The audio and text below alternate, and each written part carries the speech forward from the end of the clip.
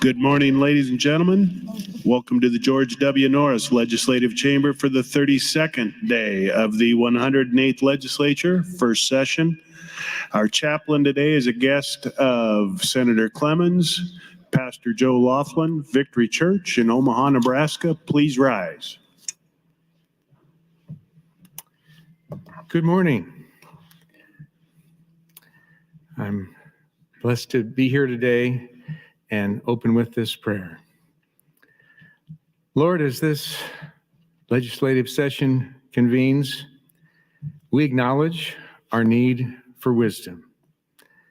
The book of James says, if anyone lacks wisdom, let him ask of you, and you will freely give wisdom, if we ask in faith, not doubting.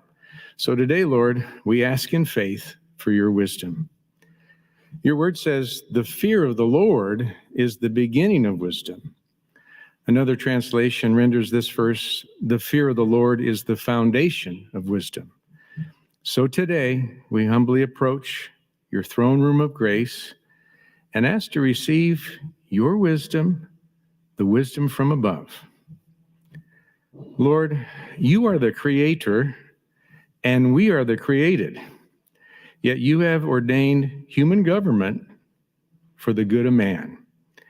May each of our senators take heart today of the privilege, the gravity, and the responsibility that accompanies their service to the people of Nebraska and of these United States. And may the grace of God and the wisdom of God be with each member of this legislative body. This we pray in your name, Lord Jesus. Amen. Amen.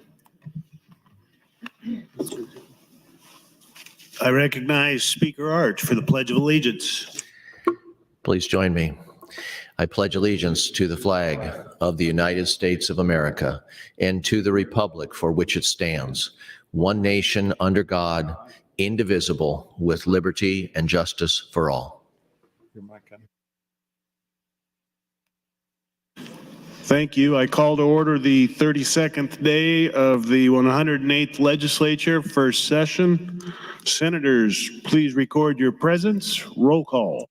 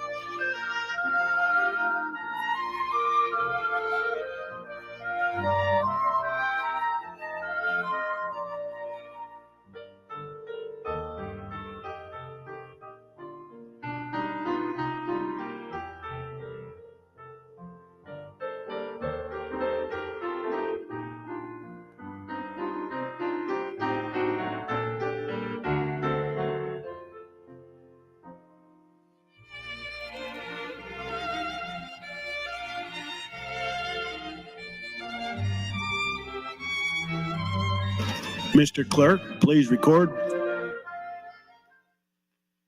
There is a quorum present, Mr. President. Thank you, Mr. Clerk. Are there any corrections for the journal? No corrections this morning. Are there any messages, reports, or announcements? Mr. President, your Committee on Enrollment and Review reports Legislative Bill 1, 151, 207 to select file, as well as 296 to select file with amendments. A communication from the governor regarding the appointment as the Chief Medical Officer for Health and Human Services. An amendment to be printed from Senator Moser to Legislative Bill 706. And the notice of committee hearing from the Revenue Committee. That's all I have at this time. Thank you, Mr. Clerk. Senator Clemens announces a guest under the south balcony. That's Laura Laughlin of Omaha. She's the wife of Pastor Joe Laughlin. Please stand and be recognized by your Nebraska Legislature.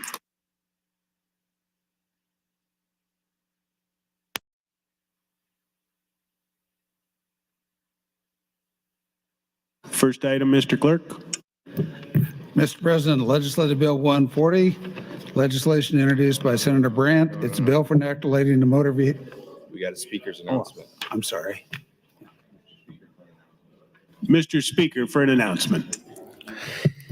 Thank you, Mr. President. Colleagues, if I could have your attention for just a second, I want to discuss an issue here. Thank you. The issue regarding a motion for the call of the House and its appropriate use has come up on several occasions in our first few days of this session. I want to address that. So the clerk and I have discussed, he has provided me with some research from other sessions of the legislature, one of which I would like to reference this morning. We obviously are not the only session of the legislature to wrestle with the use of this motion. I'd like to read a portion of a transcript from February 9th, 2009. At that time, Speaker Flood was referring to a previous call of the House that did not pass. I don't think I could say it any better, and it accurately reflects my understanding and sentiments. Speaker Flood, I quote, "I do think that as a professional courtesy, we owe it to our members when they believe it is important enough to ask for a call of the House that we extend the professional courtesy to those in this body that request a call of the House. And for that reason, into the future, I think it's important that we all grant members the right to have a call of the House when someone feels it's appropriate." End of quote. He continues, quote, "As we extend that professional courtesy to other members of our colleagues in this legislature, I think it's also important that those requesting the call of the House do so carefully after considering what the benefits would be to the senator requesting the call of the House, both sides." End of quote. This was an incident where he actually voted against a call of the House and reconsidered that thought and then brought this the next day to the floor. I thought that then Speaker Flood said it very well by noting the professional courtesy vote of senators for this motion and the reminder that those who call the House for a vote do so after carefully considering the benefits. I fully understand the frustrations that arise on the floor during debate. However, I believe that this specific vote, a procedural vote, in the affirmative is a professional courtesy extended to another senator. And I would ask that you carefully consider your votes on this matter, particularly in the heat of debate. Thank you for your attention and careful consideration. Thank you, Mr. President. Thank you, Mr. Speaker. Mr. Clerk, first item. Mr. President, Legislative Bill 140, offered by Senator Brandt. It's a bill for inoculating motor vehicle registration to provide for check heritage plates, provide powers, duties, harmonize provisions, provide operative dates, and repeal original sections. The bill was referred to the Transportation Telecommunications Committee. That committee placed the bill on general file with no committee amendments. The bill was considered yesterday. At that time, Senator Hunt offered a AM 470. Now pending, that amendment failed. Now Senator Hunt would move to reconsider the vote on AM 470. Senator Hunt to open on a reconsideration. You're recognized to speak. Thank you, Mr. President. I would invite Senator Brandt to refresh us on the bill as well on his own time after I get done refreshing us on this amendment with this open on the reconsideration motion. But I also want to thank Speaker Arch for taking the time this morning to give some perspective and also some historical context in the legislature about the use of the call of the House. I think that with such a new legislature, I think this is probably the most new members we've had in any class since I've been here, and since a little bit longer than that, going back how far I can't say, but I think that the energy that we came in here with in January was very, I just won my race. You know that feeling that we've all had when we just won our race and you feel like you've got a mandate from the people and you're going to come in and kick some liberal butt and show them what's what and stand up for the people and defend the Constitution and the Second Amendment. And like you're coming in here guns blazing, all this attitude about all of this stuff, but you don't realize how we have to work together, and that after you win a race, you have to learn to get along in a new institution. There's a huge difference between campaigning and between the work that we do here in the legislature. And collegiality is the main part of that. And it's very abnormal to reject the call of the House. In the time that I've been here, I haven't seen that more than a handful of times before this session. And now it's becoming really common, and it's just along political lines. And that tells me it's probably the new senators, honestly. It's probably the freshmen who are driving this, because those who have been here know what the norms are, and they know that this is not considered polite or typical. And as Speaker Arch said, there's really valid reasons for a call of the House. Yesterday, specifically, I called the House before the vote on my amendment, which was rejected. But the reason I called the House is because there were executive sessions going on downstairs, which raises a whole nother, argument and point about norms. It's not normal for people to be pulled off the floor to go downstairs for 30, 60, 90-minute executive sessions during floor debate. Committee chairs, you have to schedule those at a different time. Do those either under the balcony, on the floor while we're having floor debate, or do them before or after your committee hearings. So the reason I called the House yesterday, the motion which failed, was to make sure that the people who were downstairs in executive sessions had the opportunity to come up and rejoin the debate, now that we were back to, significant matter. And another thing is, my amendment failed yesterday, and I put up the reconsideration motion, which is what we're debating now.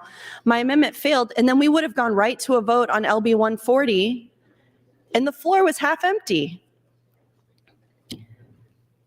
So maybe you think a call of the House is dilatory, or it's taking up time, or it's not necessary, but in that case, that's literally not what it was. It was to make sure people could come up here from the executive session, vote on my amendment if they wanted to or not, but to make sure they could vote on the underlying bill.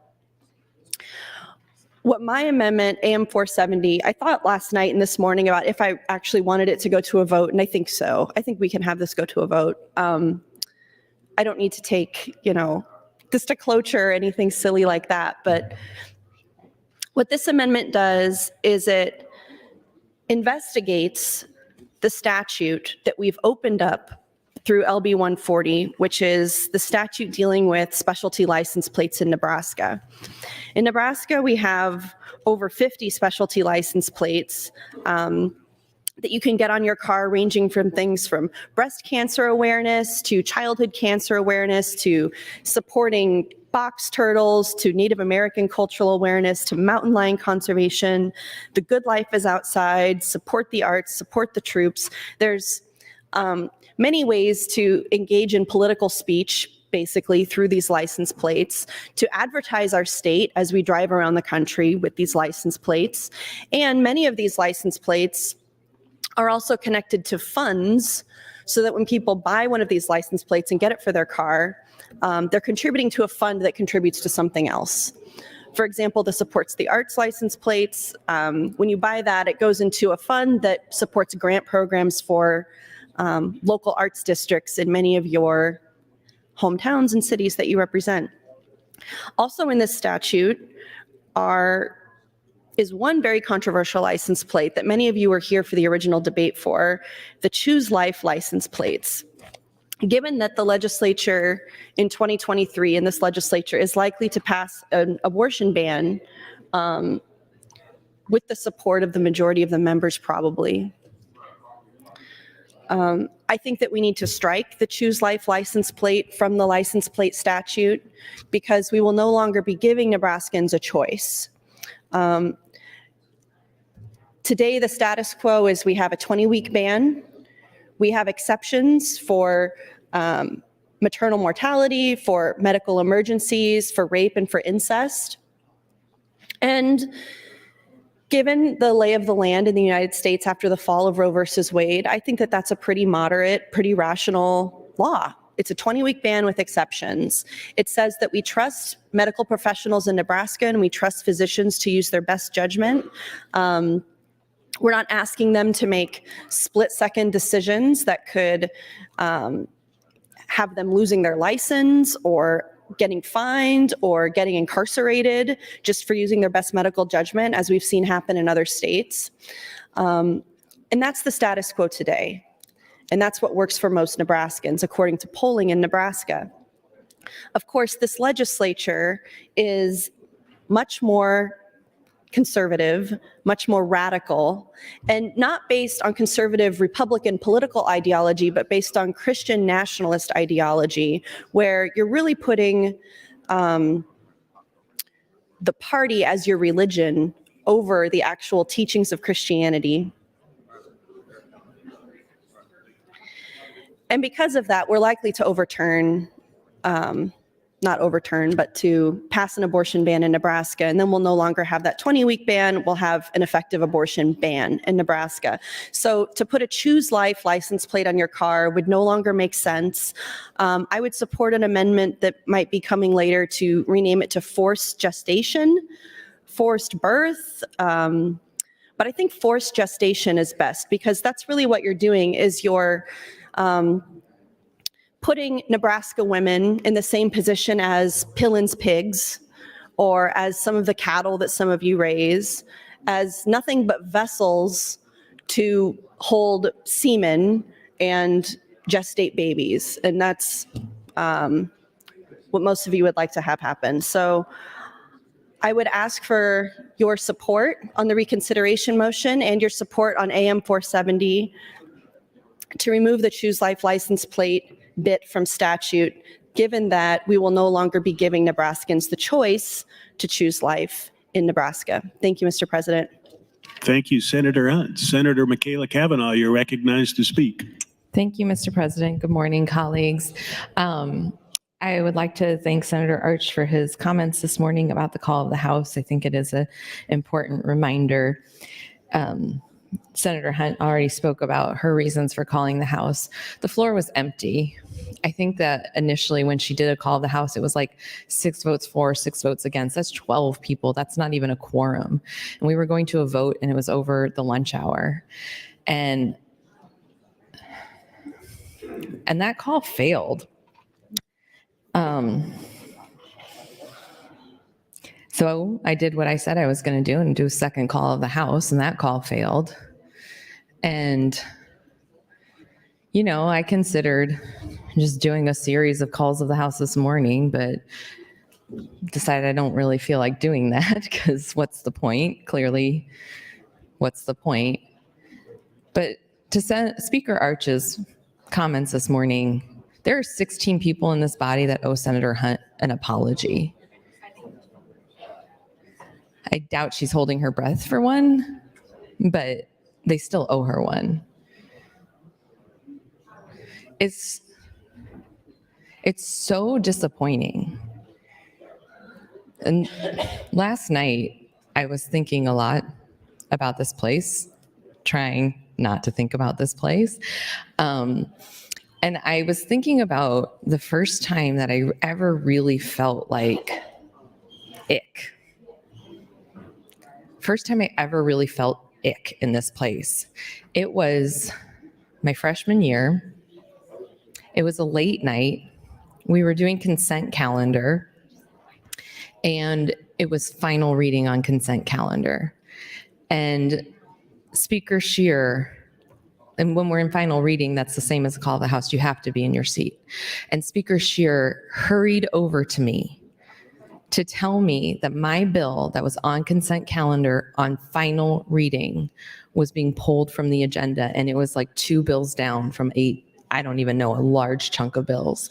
And it was being pulled from consent calendar because 3 of my colleagues had submitted a letter. Actually, I think it was ended up being 4 of my colleagues had submitted a letter saying that they wanted it pulled from consent calendar on final reading,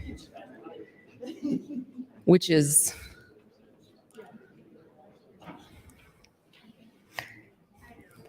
I want to say a bad word.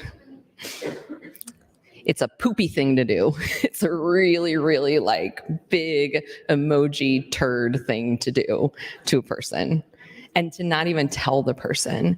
And it tore up the chamber. The speaker was angry. My other colleagues were angry on my behalf.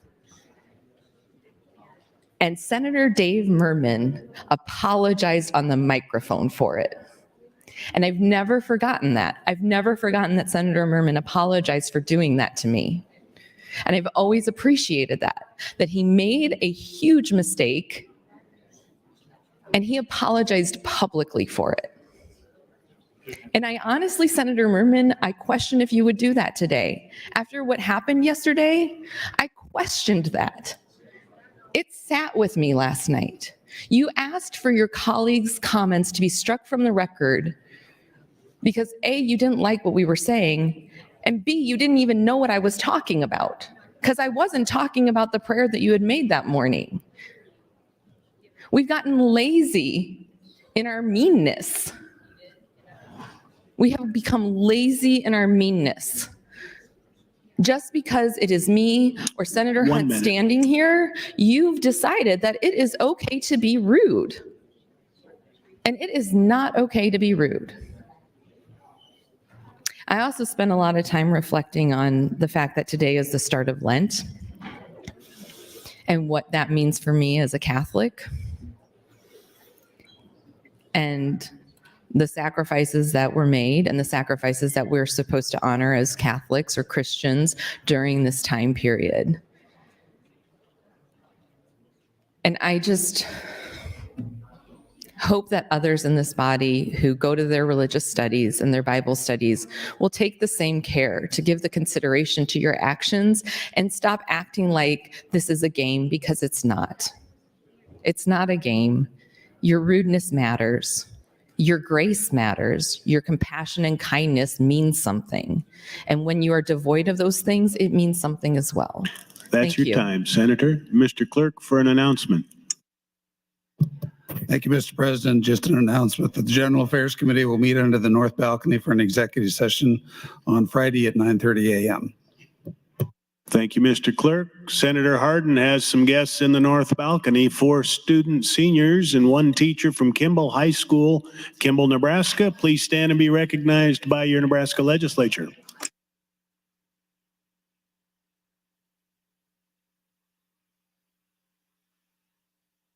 Senator DeBoer, you're recognized to speak.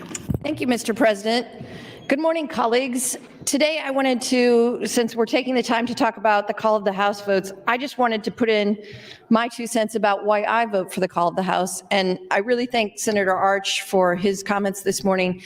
And some of you I've talked to about the call of the House and why I vote for the call of the House, but I thought I would sort of do a 17 birds with one stone, or however many people are listening. The reason I vote for the call of the House isn't about professional courtesy to the person who asked for the call of the House. It's not about rudeness. It's not about any of those things. It's about muscle memory. It's about always voting for the call of the House so that you can be confident that people will always vote for the call of the House, so that when you ask your friend who's got a bill that you're interested in, but there's a lot of debate going on, hey, I need to go out for a minute, can you call the House? Or if there's a debate on the floor that you're worried about and for some reason you need to go have a meeting up in your office for a few minutes, or even if you don't know if there will be a bill that you are interested in because it's 3 or 4 bills down and you're just a little worried because you're going to go talk to your 4th graders that are here, if you have a call of the House, and if it's muscle memory for everyone to vote for the call of the House, then you can be confident that if you say to someone, please call the House, that bill is important to me, that you know you'll be able to vote on it. In this last election, they talked in the election about how many times people vote or not vote.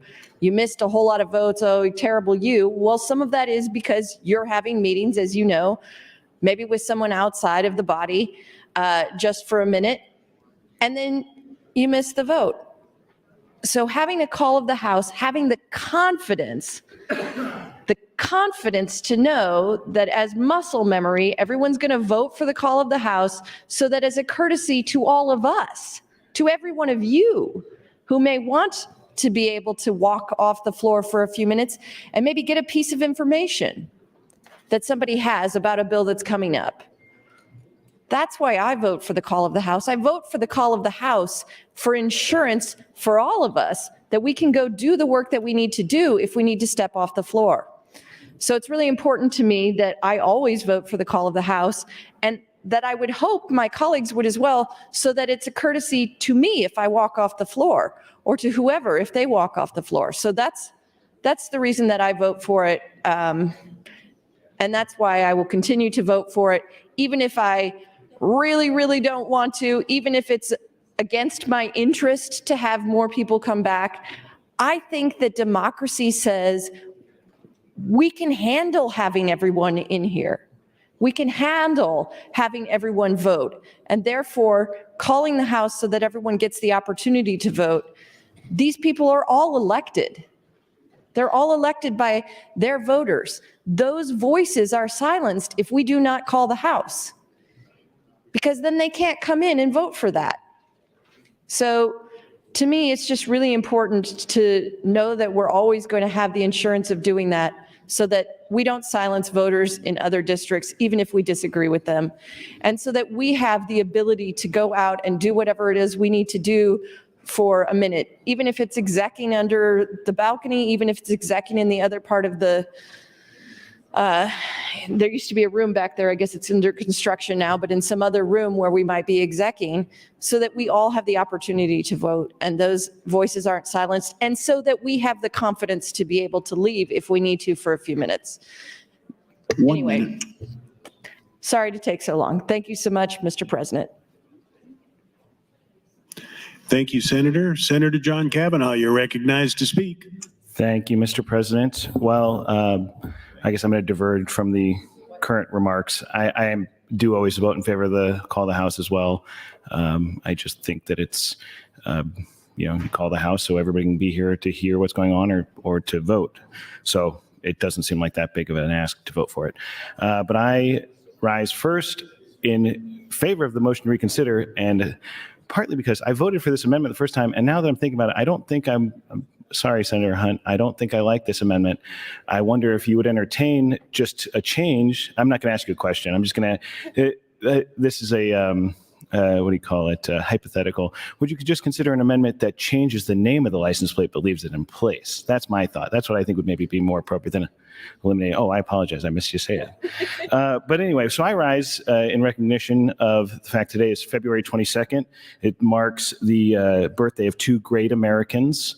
One of them is one of the wisest and most intelligent Americans who was ever born, and the other is George Washington. The first is my wife, Khaki, and so I wouldn't be here if it weren't for her. So I wanted to recognize her birthday and all the things she contributes to the state of Nebraska by virtue of the fact that allowing me to be here.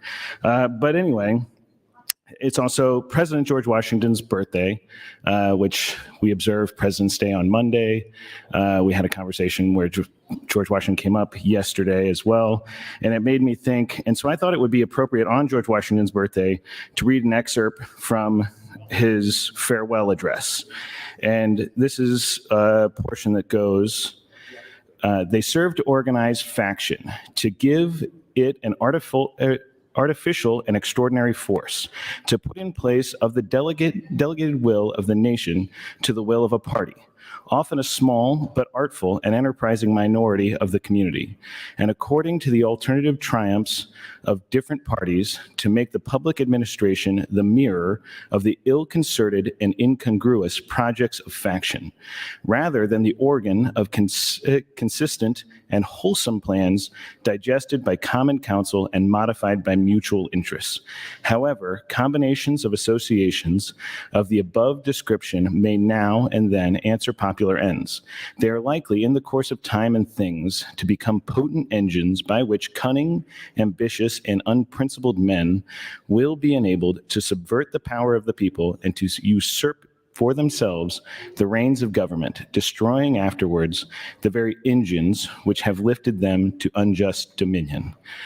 So what President Washington was saying there as he was leaving the national stage, in his wisdom, though not as great as my wife's, was that we should avoid becoming so entrenched in political parties that we lose the vision of the people of this country, the people that we serve, and that we give over the will and the voice of the people when we serve the parties first. And this, I think about this a lot, and I think about it especially today. We are having this conversation about the call of the House, and you can probably look at who voted which way. But I think about it a lot in this body. This is the nonpartisan legislature. This is the embodiment of that principle of George Washington, that we should put the people above parties. And we had people here who I think rightfully venerate George Washington. And there are people here who have things that they dislike about him. And certainly I think that we can take our historical figures as they are. They had good parts and they had bad parts. But when they say— 1 minute. Thank you, Mr. President. When they speak with such wisdom and such prescience, I think it's important to heed those words. And so I would suggest to you, I can circulate this copy if you want, but just take a minute to think about that. Reflect on what George Washington was saying is the pitfall of following too much the factions of political parties rather than the interests of the people. And so happy birthday, Khaki, and happy birthday, President Washington. Thank you. Thank you, Senator. Senator Conrad, you're recognized to speak. Thank you, Mr. President, and good morning, colleagues. Just rise in concert with some of my colleagues this morning who are taking a moment to reflect on where we are in terms of the utilization of our rules, and really want to note Senator Arch's leadership in helping to ensure there was a historical record and a historic practice which helped to further refine our thinking about the utilization of some of these rules. I tend to agree with the sentiment that he expressed from my friend Senator Flood, then Speaker Flood, and I really can't think of an instance, maybe there is one, where I fell short, but if a colleague asked for time or a colleague asked for a call of the House, I think that is something that I'm always willing to extend, because they wouldn't ask if it wasn't important to them and how they were deciding to represent their constituents and advance their work. So I thought one thing that might be helpful for the debate, just to maybe take a broader overview about why we come together and adopt rules and why parliamentary procedure is helpful to a body like ours. And it's really to ensure a couple of things from a big picture perspective. It's to bring order to what otherwise would be chaos. It's to balance efficiency and deliberation. And as part of those overarching goals, there's some principles behind how parliamentary procedure and rules have developed for different reasons. So of course, there's the rule of majority vote. And note, colleagues, it's not the rule of the majority, it's the rule of the majority vote. It's also balanced against the rights of the minority. And when we talk about the rights of the minority, it's not to get everything they want.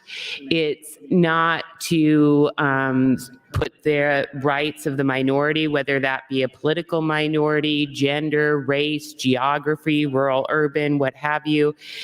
It's not to kind of leapfrog their rights above the rule of majority vote, but it's to ensure basic balance on things like the ability to speak. The ability to speak. It's to protect things like the right of the minority to speak, to engage in speech.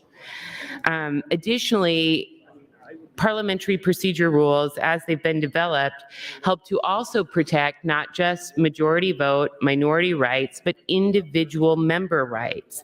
Again, these include things like the ability to speak, the ability to make motions, the ability to file amendments, a requirement that each individual have notice and opportunity to be heard, to participate in the work, whether that's assigned to them through the committee or on the floor of the legislature. And a key underpinning in all of these pieces is also fairness extended from the collective to the individual, good faith, equality. And I really believe that these rules can help us to ensure that we do our best to engage in the debate in a civil and constructive way.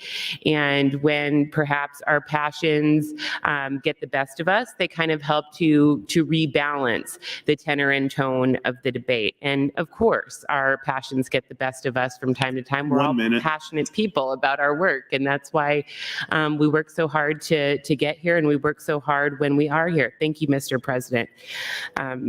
The other thing that I think it's really important to remember about these rules is that we came together. We debated arduously about whether or not we would change them. We made a few technical changes this go around after a considerable deliberative process in the Rules Committee and with public input. And we said, these are our ground rules. These are our ground rules that we're going to utilize and agree to move forward. So utilization thereof is fair game. And it is important to remember, I think, that when we conduct our business, if we do so with additional toxicity and acrimony, I really believe that becomes another form of voter suppression. The angrier and the more mean-spirited. Thank you, Mr. President. Senator Merman, you're recognized to speak. Thank you, Mr. Lieutenant Governor. My name was called out on the floor, so I feel compelled to answer. I think the most important thing is we should be debating legislation that's important to the people of Nebraska, so I'm not going to take a lot of time. But the reason I called for Senator Hunt and Senator Michaela Cavanaugh's comments to be struck from the record yesterday is because they were totally irrelevant to the subject that we were discussing, the bill we were discussing at hand, and that was Senator Breezy's bill. It was just a cleanup bill to eliminate the necessity for long distance calling from the floor. So I'm just going to leave it at that. But their comments were irrelevant, and that's the reason I called for them to be stricken. And I probably won't answer any more questions if there's more, because I think we are just taking up time now that should be used for debating important legislation to the people of Nebraska. Thank you. Thank you, Senator. Senator Mosier, you're recognized to speak. Good morning, Mr. President.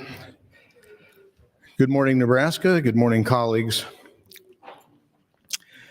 Well, I think we've veered a little off of our given agenda, and we're talking about more in general why we're here and what we stand for here. But if you look over the history of the world to the beginning of mankind, many great civilizations have come and gone. They start out and they work hard and they have a unified purpose, and they accomplish great things, and some of them have dominated the world. I mean, you can look at the Romans and how they came to power and how they declined. And I think the United States is on that continuum as we speak. I think that the swing of the political climate in the U.S. has gone a little to the left. And I think some are concerned about the future of our country and allowing other countries to manufacture all our goods and to worry more about our feelings and our extraneous issues and not staying focused on the ones that have made America great. American leaders have been some better than others. Some have been imperfect leaders, but without George Washington, we could still be a colony of Great Britain. You can look at presidents, and I'm not going to name more other presidents, more current ones, because I don't want to inflame somebody, but there have been some on both sides that have done good things as a president, in my opinion, but yet they've been imperfect beings. They were poorly, some of them were poorly socialized, and I think would have been better if their parents had given them a good spanking now and then. But I think that's the reason for some of the people in my district to talk to me about what we're doing here. My positions on taxes, the social issues, abortion, all those things are known quantities. My district knows where I stand on those things, and I'm not changing. And I just got elected. I had two opponents.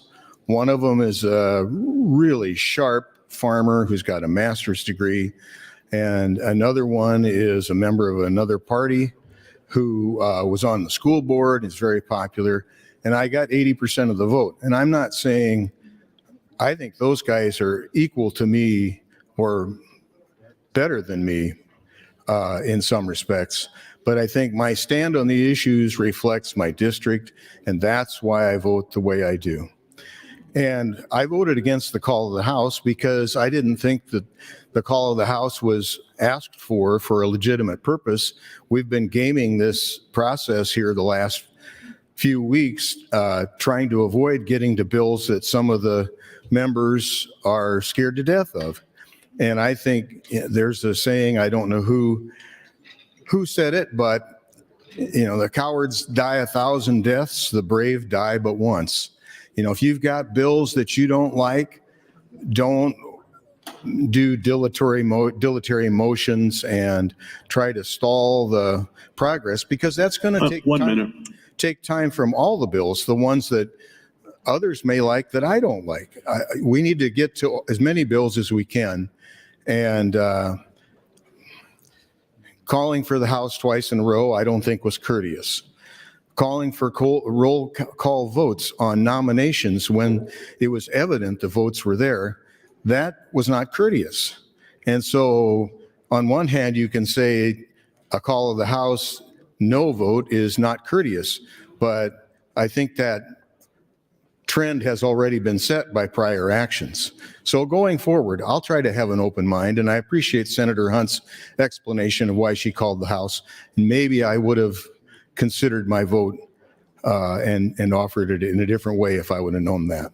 But anyway, moving forward, I just wanted people to understand how I come to the conclusions that I come to, and I'm out of time, That's your so I'll time, come back. Senator. Thank you.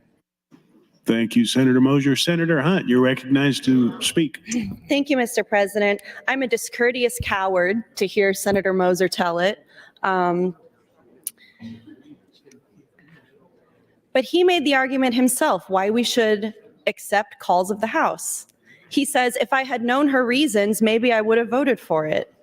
It's that exact deeply partisan, deeply mistrustful urge that's also fueled by a deeply held desire to cease debate, to silence dissent. And I will say one thing to Senator Moser, talking about Senator Breezy's bill. that we were discussing yesterday, nothing I was saying was irrelevant to that bill. I was talking about the use of government resources, which is exactly what that bill was about. It was relevant. And I think that Senator Moser just got wrapped around the axle because I connected the bill, the substance and the topic of the bill, to the denominational prayer that he gave that morning. And then I connected it to several other topics. So maybe it was over his head, but it was relevant. And I think that it takes actually a little bit of skill to do that sometimes. Many things have been distributed on the floor this morning. I distributed an article that I intended to speak about from Paul Hamill and Zach Wendling in the Nebraska Examiner about the title is Hard Feelings Aired by Citizens Denied the Opportunity to Testify in Nebraska Legislature. This is also something we can talk about with Senator Moser specifically, as he's one of the chairs who has been artificially, for no reason, ceasing debate in his committees. He says in the article, I don't think this whole article was printed, actually, it was copied, but you can see it online. And one thing he said in the article was that it's unfortunate that we couldn't get to everybody, as if it's not literally his fault that they didn't get to everybody. And he also said that testimony starts to get repetitive. Well, committee chairs, you need to understand that the purpose of having Nebraskans come testify isn't so that if there's 100 people who want to speak, you hear 100 different viewpoints. You hear 100 totally new and fresh ideas every time. The purpose of it is so that 100 people who maybe got childcare, who maybe took time off work, who maybe had to arrange transportation, who are maybe very, very nervous to speak to their elected representatives, who maybe spent time deciding what they were going to say and rereading it and proofreading. It's to make sure that when they take the time and they bother to come sit in front of Senator Merman and his committee, that they know they're going to be respected. For a committee chair to not only say, well, I'm sorry everybody couldn't get heard, when that's literally completely his choice. It's not any fault of their own that they weren't heard. It's the fault of Senator Merman that they weren't heard. And then to say, well, the testimony was getting a little repetitive, so we know we didn't really miss anything anyway. That is so ignorant and rude and dismissive of not only the legislative process that we're all here a part of, but also the voices of those Nebraskans who came to testify. And maybe Senator Merman could have learned something from one of those testifiers, but we won't know because they didn't have the opportunity. But what I want to talk about is this article that Senator Kauth has distributed. It's from Tablet Magazine, and the headline is Finland Takes Another Look at Youth Gender Medicine. Senator Kauth is, of course, leading the crusade against LGBTQ youth in Nebraska, and she chose today to distribute this article. This article is published by a religious publication. This is not a scientifically recognized source. This is a religious publication, and the author, Lior Safir, is a well-known anti-LGBT activist. He's anti-LGBT kid, just like Senator Kauth, just like many of you. So I want those of you who look at this article as if it's something plausible or something that we should use to make decisions with, that's really not what this is. This also has shades and reminds me of the abortion reversal debate that we had, where people have this idea that doctors are giving patients wrong information because they're biased or because they want their patients to do something specific. This article says it's not justified to tell the parents of young people identifying as transgender that a young person is at risk of suicide without medical treatments and that the danger can be alleviated with gender reassignment. Colleagues, that's not what doctors do. There is no doctor in Nebraska or anywhere in the United States that says. That's your time, Senator. Thank you, Mr. President. I'll continue. Senator Conrad, you're recognized to speak. Thank you, Mr. President, and good morning again, colleagues. I just ran out of time at my first opportunity on the mic, so I just wanted to kind of close the loop on that thought and then add some additional thinking in regards to how we extend courtesy to each other and how we utilize our rules to structure our debate and bring order to what otherwise would be chaos. I talked about this a lot on the campaign trail, and And it was something that actually really compelled me to rejoin public life after serving in this legislature for 8 years, then being term limited and working as a civil rights attorney. But I was dismayed by the tenor and tone of our politics on the national level, and that had trickled down to the state level.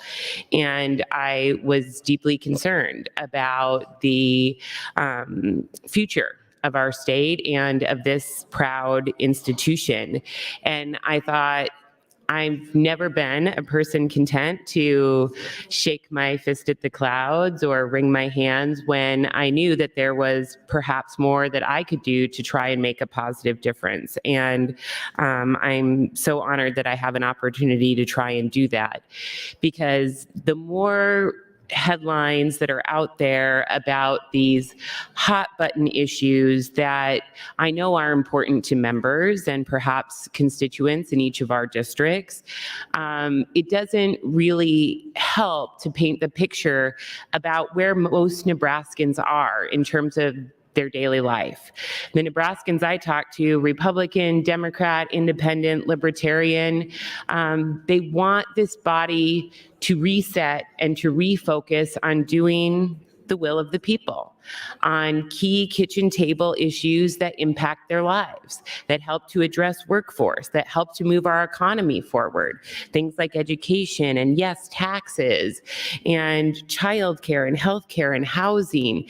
And friends, there's so much common ground there.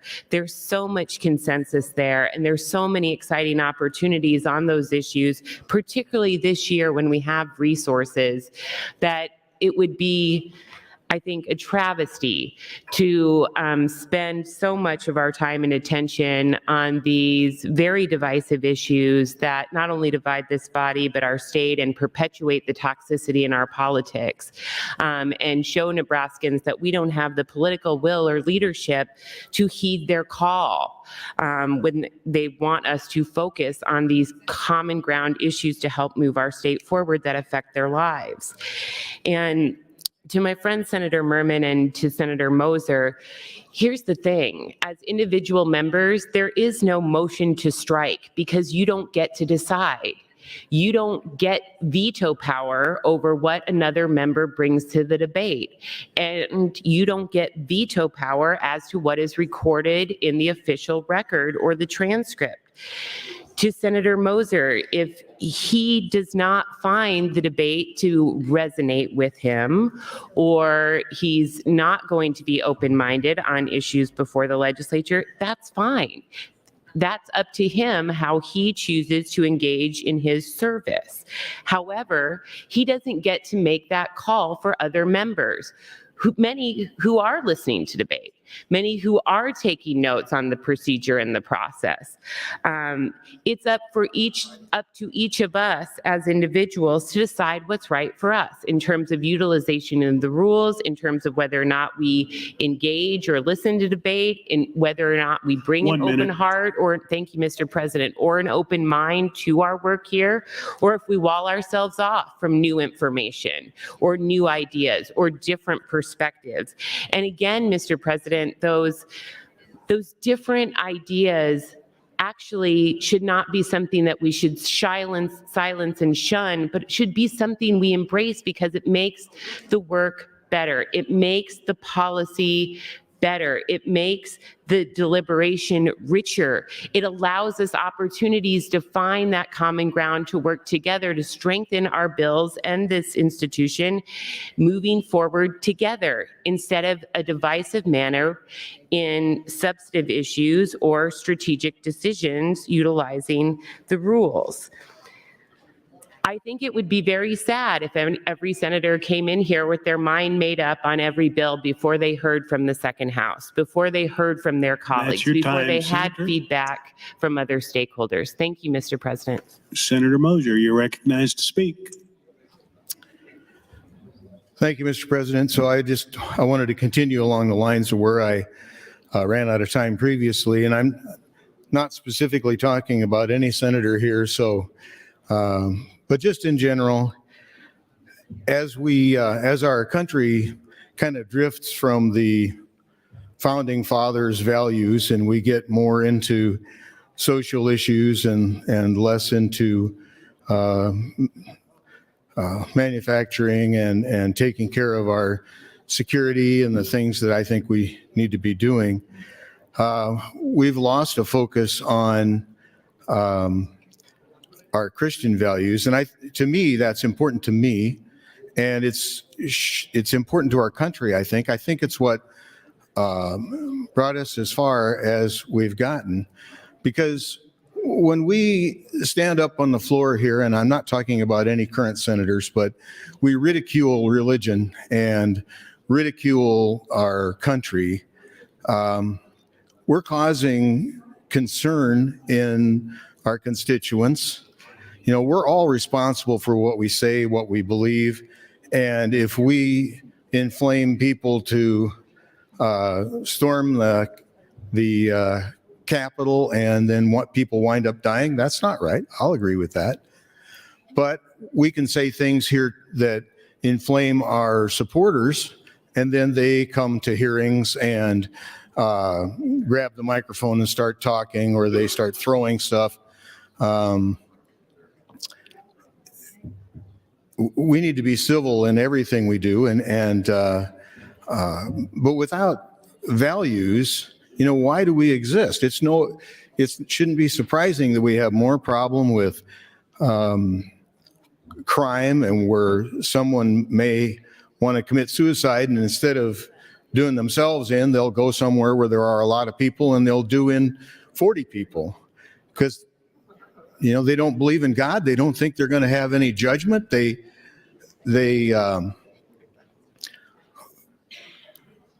act on, you know, the collective conscience of the country that says that, you know, our values are not important. So, you know, that's why I come from where I come. In the discussion of the call of the House, there's a sentence beyond what Senator Flood quoted there, and it says that the president can call a call of the House out of order if the number of the missing senators would add up enough to cause the motion to fail.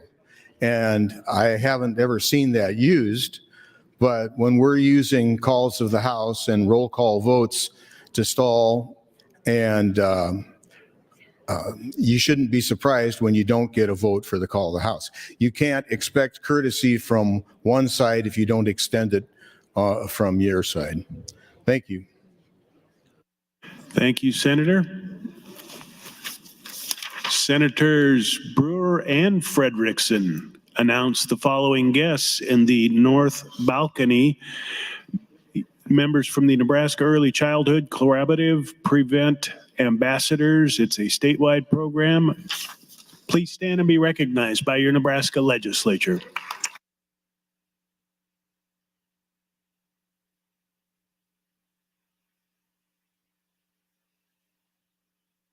Senator Hunt, you're recognized to speak. This is your third opportunity.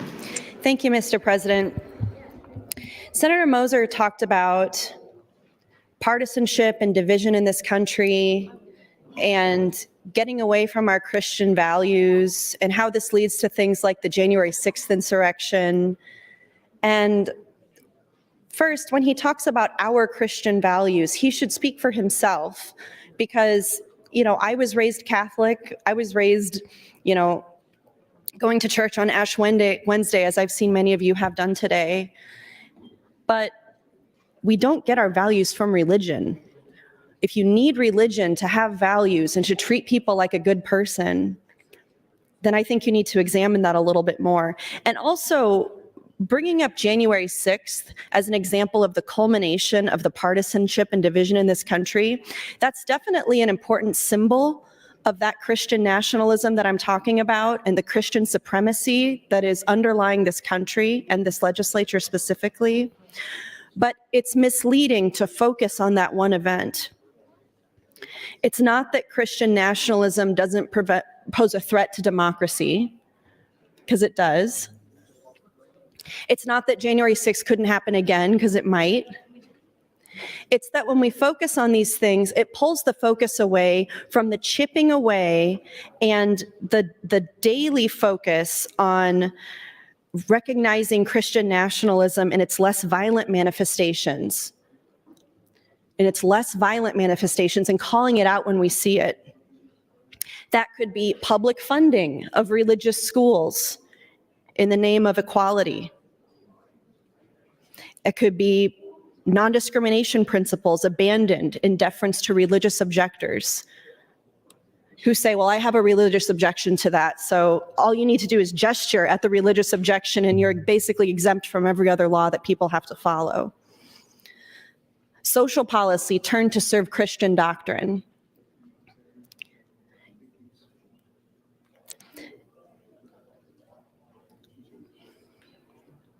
Whether these are individual or institutional principles, the Christian nationalist viewpoints are getting into all of them. Public funding of religious schools in the name of equality, social policy turned to serve Christian doctrine, non-discrimination principles abandoned in deference to people who say it's against their religion to not discriminate. These threats are not theoretical. They're happening in our legislature, they're happening all over the country, and they're encouraged by the Supreme Court. I want to return to this article that Senator Kauth, who is leading the crusade against LGBTQ youth in Nebraska, shared. It's from a source that I would not consider valid. It's a religious magazine that this is from, and it's written by an anti-LGBT activist.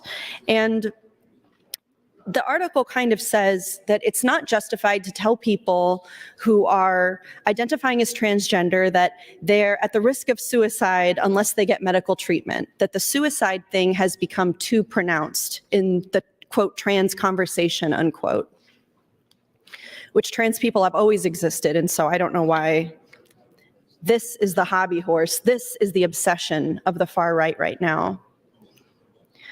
But there is no doctor that says, you have to be trans or you'll commit suicide.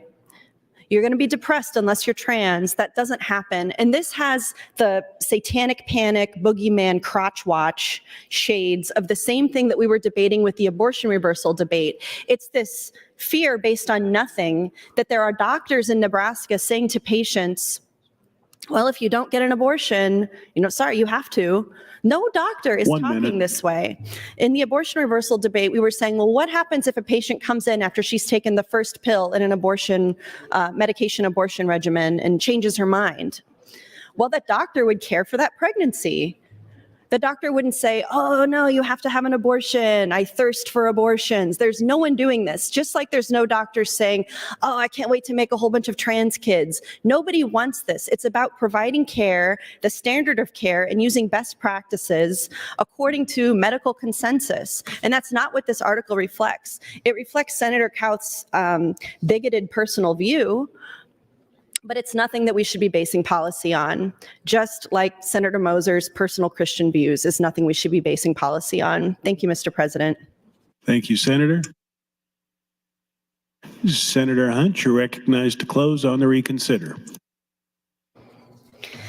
Thank you, Mr. President.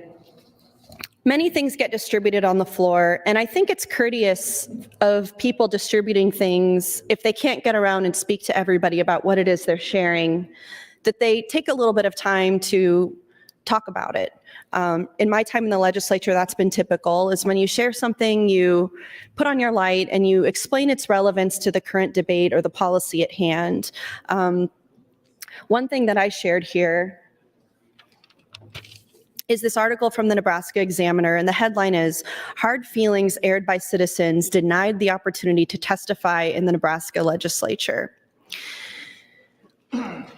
Yesterday, before we adjourned, several colleagues came up to me after I made the motion to reconsider and said, really, Megan, can we just move on? Senator Moser was saying the same type of thing when he was just speaking. Like, can we just move on? What is the reason? But the more you do that, the worse you make it. All I'm doing is using words. All I'm doing is speaking and using speech, while all of you are actively using the hammer of government, the hammer of law, to bring physical harm to Nebraskans. Whether it's to LGBT Nebraskans and youth, or to women who may become pregnant in Nebraska and need medical care. When all I'm using is speech, and you act like I'm the one doing harm. Speech can never do harm. And if you can't sit for 15 or 30 minutes and listen to somebody make a point about something, I think that's too bad. I don't think it's a big deal. This is the same issue that has been brought up by Senator Conrad, by me, and it's the same issue that's talked about in this article. And I want to read the very end of the article that talks about how Senator Wayne in Judiciary Committee, he was sitting on the Health and Human Services Committee and Education, he was on Education Committee, for this hearing. And Senator Wayne made time for all of the testifiers who didn't get to speak to come to his office and make sure that they were heard by him, at least. And while you find quotes in this article from people like Senator Moser who say, yeah, it's really too bad they didn't get the chance to talk. Well, Senator Moser, why is it they didn't get the chance to talk? Whose fault is that? Or he says, well, we were starting to hear a lot of really repetitive statements. Well, why are you the arbiter of if somebody's testimony who has taken time off work, gotten childcare, figured out what they're going to say, come to address us in this building, which can be very intimidating? I did it before I was elected and I was shaking. These are kids who feel attacked by us, grown adults, coming to tell us how they feel, waiting for up to 6, 7, 8 hours downstairs to get to talk to you. And you say, I don't want to hear it because it's repetitive? Shame on you. That's disgusting. But what Senator Wayne said was, I just fundamentally believe that I don't know who's showing up. I don't know their walk of life, Wayne said. But if they took time out of their day to come down and be heard, that's the least I can do. It is the least you can do. It is the least you can do. Thank you, Mr. President. Thank you, Senator Hunt.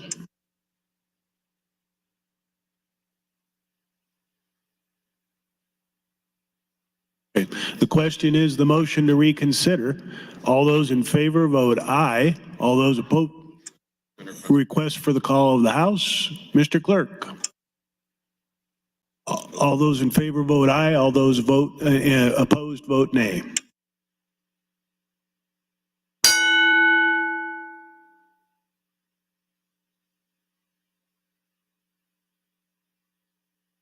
Record, Mr. Clerk. 16 nays, 5 nays to go under call, Mr. President. The House is under call. All unexcused members, please check in.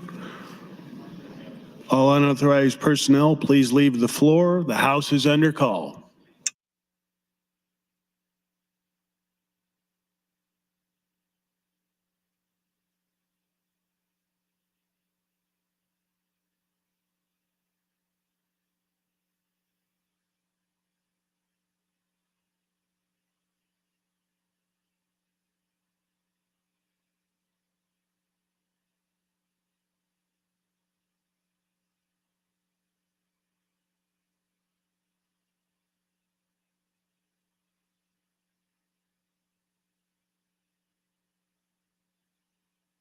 Senators Raybold, Wishart, Kauth, McKinney, Dover, Bostar, Clemens, Ibach, Von Gillern.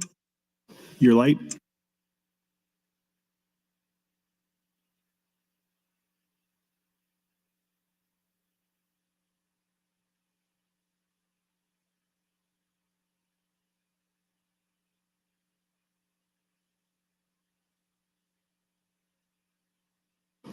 Senators Raybold, Wishart, Dover, Bostar, please return to the chamber. The House is under call.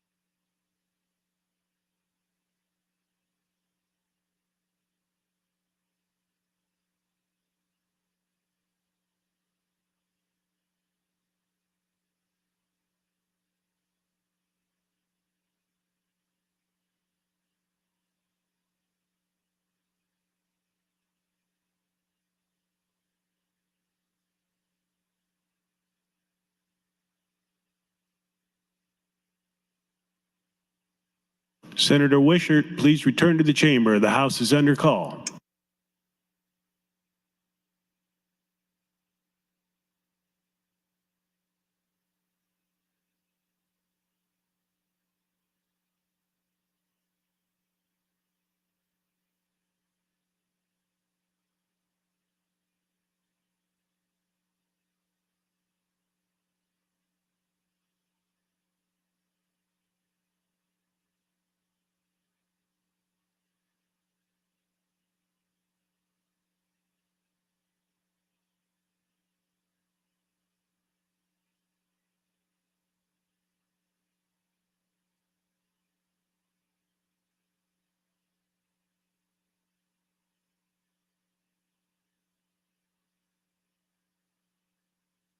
All unexcused members are now present. Members, the question before the body is the reconsideration motion. All those in favor, vote aye. All those opposed, vote nay.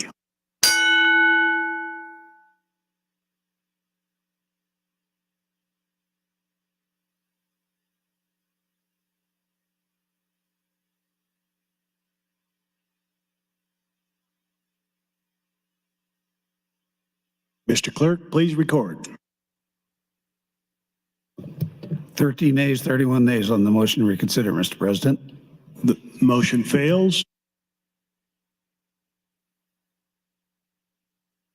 Senator Brandt to close. Thank you, Mr. Lieutenant Governor, and good morning to everybody in Nebraska. A quick recap of where we started yesterday. This is a bill to celebrate the heritage of the Czech ancestry in the state of Nebraska. And much like David Letterman had a top 10, I've got a top 10. Top 10 towns that are Czech towns in Nebraska. 1, Abbey. 2, Brainerd. 3, David City. 4, Dwight. 5, Milligan. 6, North Bend. 7, Prague. 8, Valparaiso. 9, Wahoo. And 10, Wilbur. I would encourage everybody's green vote on LB 140. Thank you. Thank you, Senator Brandt. The issue before the body is the advancement of LB 140 to ENR initial. Senators, all those in favor, vote aye. All those opposed, vote nay.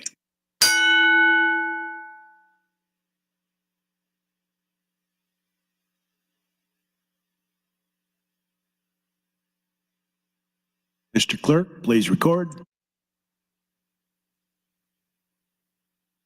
44 ayes, no nays on the motion to advance the bill. Bill advances. Raise the call. Mr. Clerk, for items.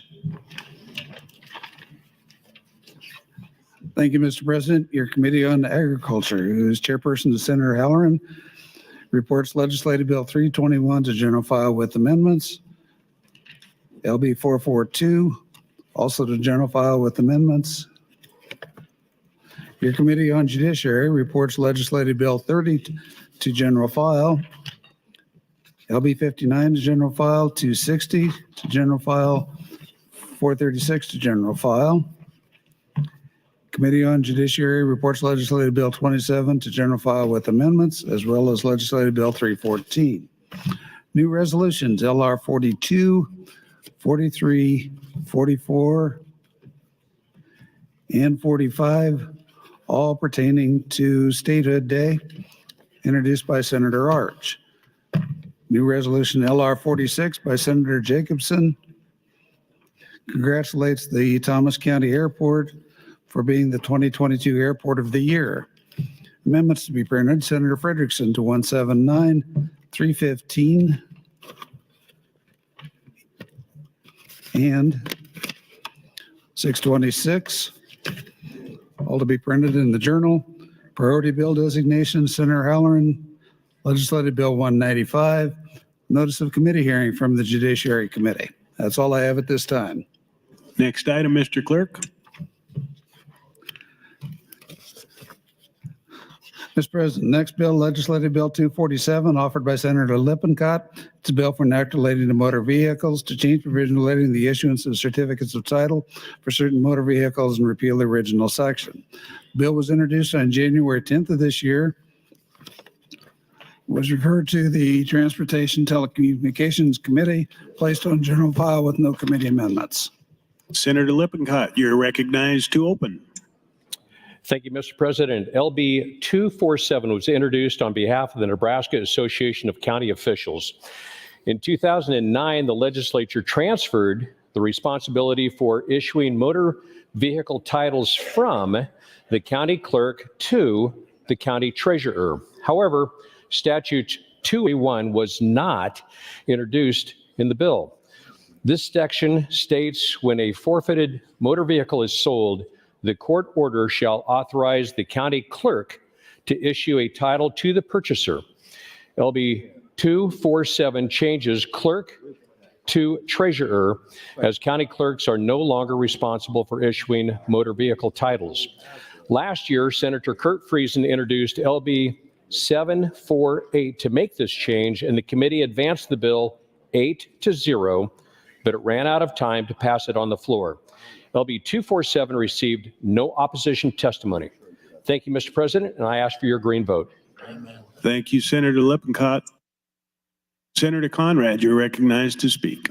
Thank you, Mr. President, and good morning, colleagues. I rise in support of Senator Lippincott's bill to provide some kind of technical cleanup and facilitation in regards to basically our civil asset forfeiture rules and really how they play out in practice.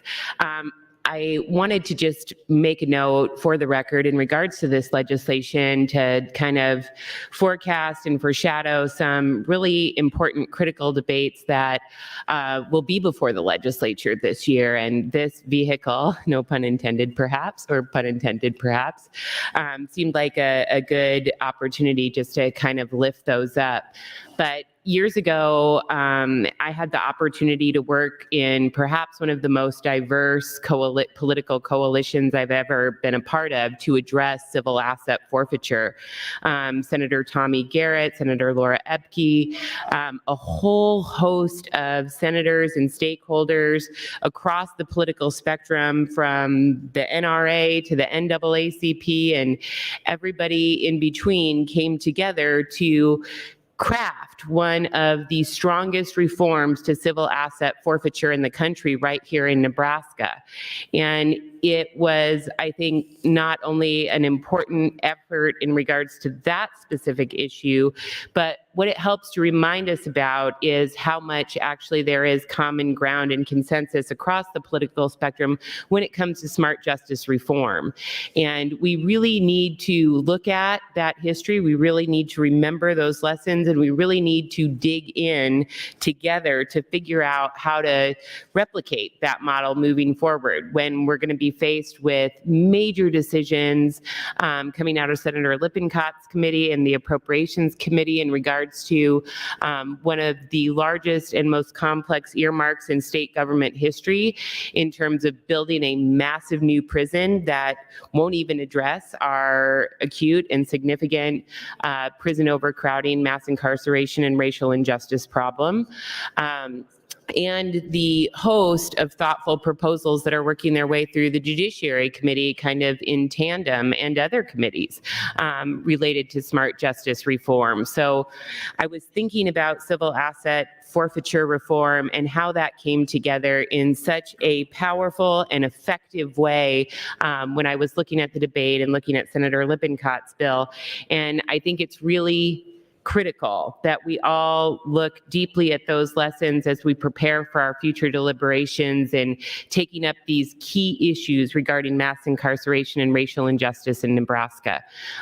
We're going to have to grapple with reform measures, regardless of our decision on whether or not to build a new prison, which I am opposed to for a variety of reasons. But even if the body decides to move in that direction, which is the most expensive, least effective way to deal with our problems, we still have to keep a focus on smart justice reform, whether that's restoration of voting rights, whether that is access to safety net programs, whether that's fair chance employment or fair chance opportunities in education or sentencing reform or reentry support. We absolutely need to take the lessons forward from our civil asset forfeiture work to bear upon these critical issues and debates that will be before this body sooner than we know it, and that are complex and important and touch thousands and thousands of Nebraska. I'll leave you with one thought, and I don't plan to talk again on this measure, but this was, thank you, Mr. President, a statistic that always kind of took the breath away from various audiences when we were talking about these issues. Our system of mass incarceration has grown so unwieldy today in Nebraska. And listen, colleagues, about 1 in 10 kids in Nebraska will have a parent in the criminal justice system at some point in their lives. Think about that. Think about what that means for family integrity. Think about what that means for economic opportunity. Think about how that impacts educational achievement. Think about what that means for taxpayers.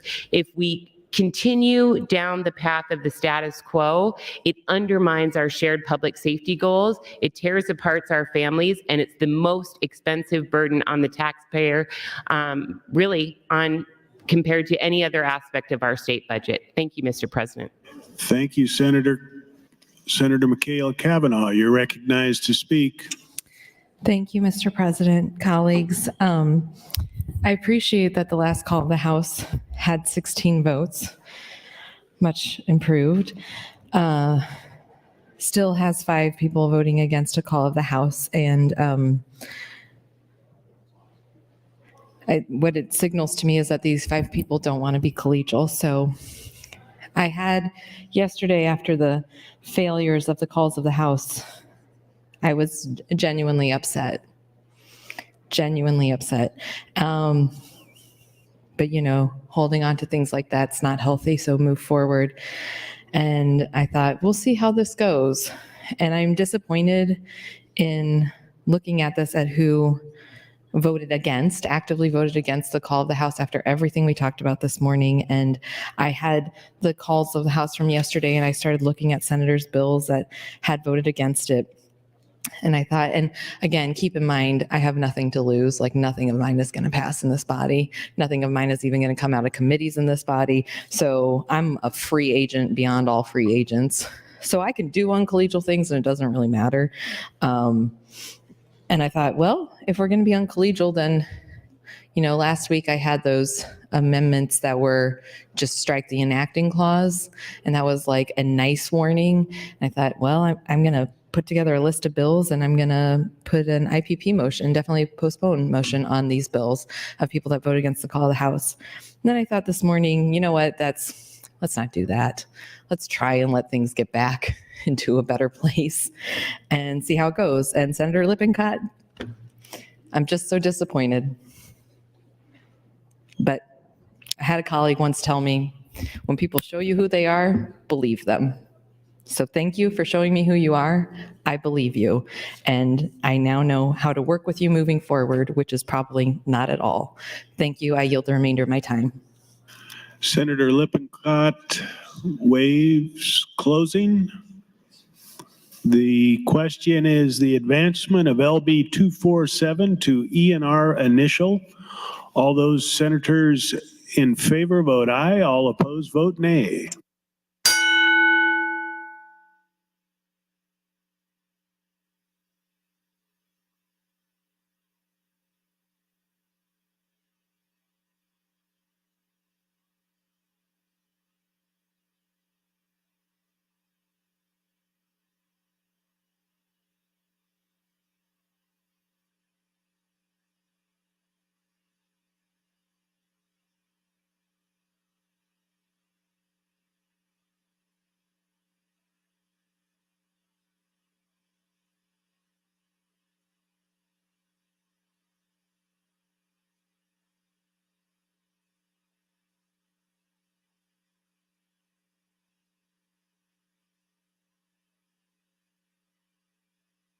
Record, Mr. Clerk.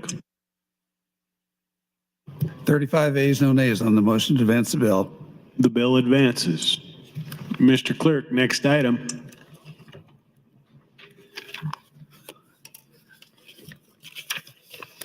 Mr. President, Legislative Bill 298 offered by Senator Linehan. It's a bill for enactment relating to education to require collection and reporting of information regarding dyslexia in schools as prescribed, to require the State Department of Education to make a report to the legislature. The bill was introduced on January 11th, was referred to the Education Committee, placed on general file with no committee amendments. Thank you, Mr. Clerk. Senator Linehan, you are recognized to open. Good morning, Mr. President. Good morning, colleagues. And good morning, Nebraska. LB 299 will require any, wrong book. Not good.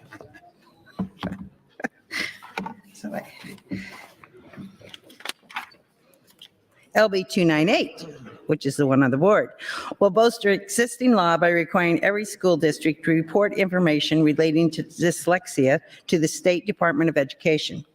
The United States Code defines a specific learning disability, or SLD, as a disorder in one or more of the basic psychological processes involved in understanding or in using language, spoken or written, which disorder may manifest itself in the imperfect ability to listen, think, speak, read, write, spell. This code definition includes dyslexia. According to the National Center for Learning Disabilities, 1 in 5 children have some learning and attention issues. As of 2021, 49.5 million children were enrolled in K-12 public education. Using our 1 in 5 figure, that would mean that 9.9 children have some sort of specific learning disability. Our current laws and policies in Nebraska require the reporting of specific learning disabilities. This is to better equip our teachers with the tools necessary to help these children with learning.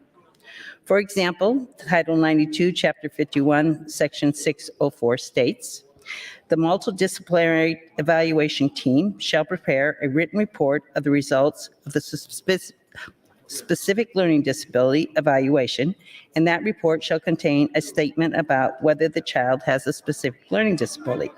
However, I am concerned this is not being done, particularly for children with dyslexia. Nebraska parents have been reporting to me that their children are not receiving the specific tools they need to address dyslexia. This has come out as I've traveled across Nebraska last year when we were all campaigning. I ran into parents whose children had actually got a medical diagnosis of dyslexia, and as a result were put in special ed. That's not what these kids need.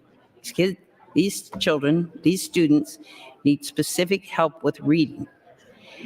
These parents who know what is best for their children are seeing that the children are not performing to their full potential. Instead, they're being told that they're wrong, that their child has no learning disability, and they'll catch up. This starts like in kindergarten and first grade, and they get told they'll catch up until they're in the 3rd grade when everybody decides, oh, well, we can't read, so it's going to be very hard to move forward.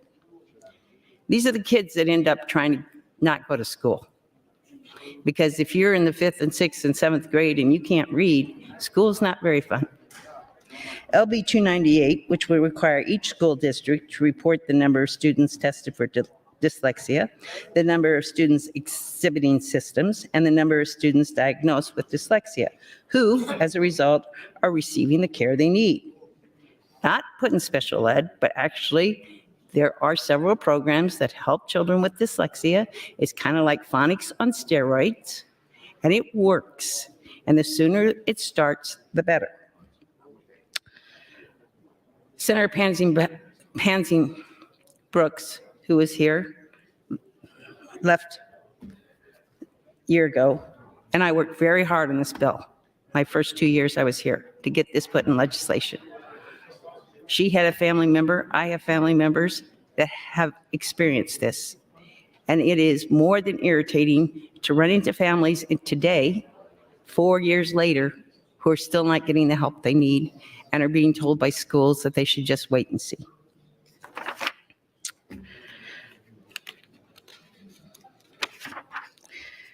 LB 298. So the State Board of Education would be allowed to adopt and implement rules and regulations to enforce this in law.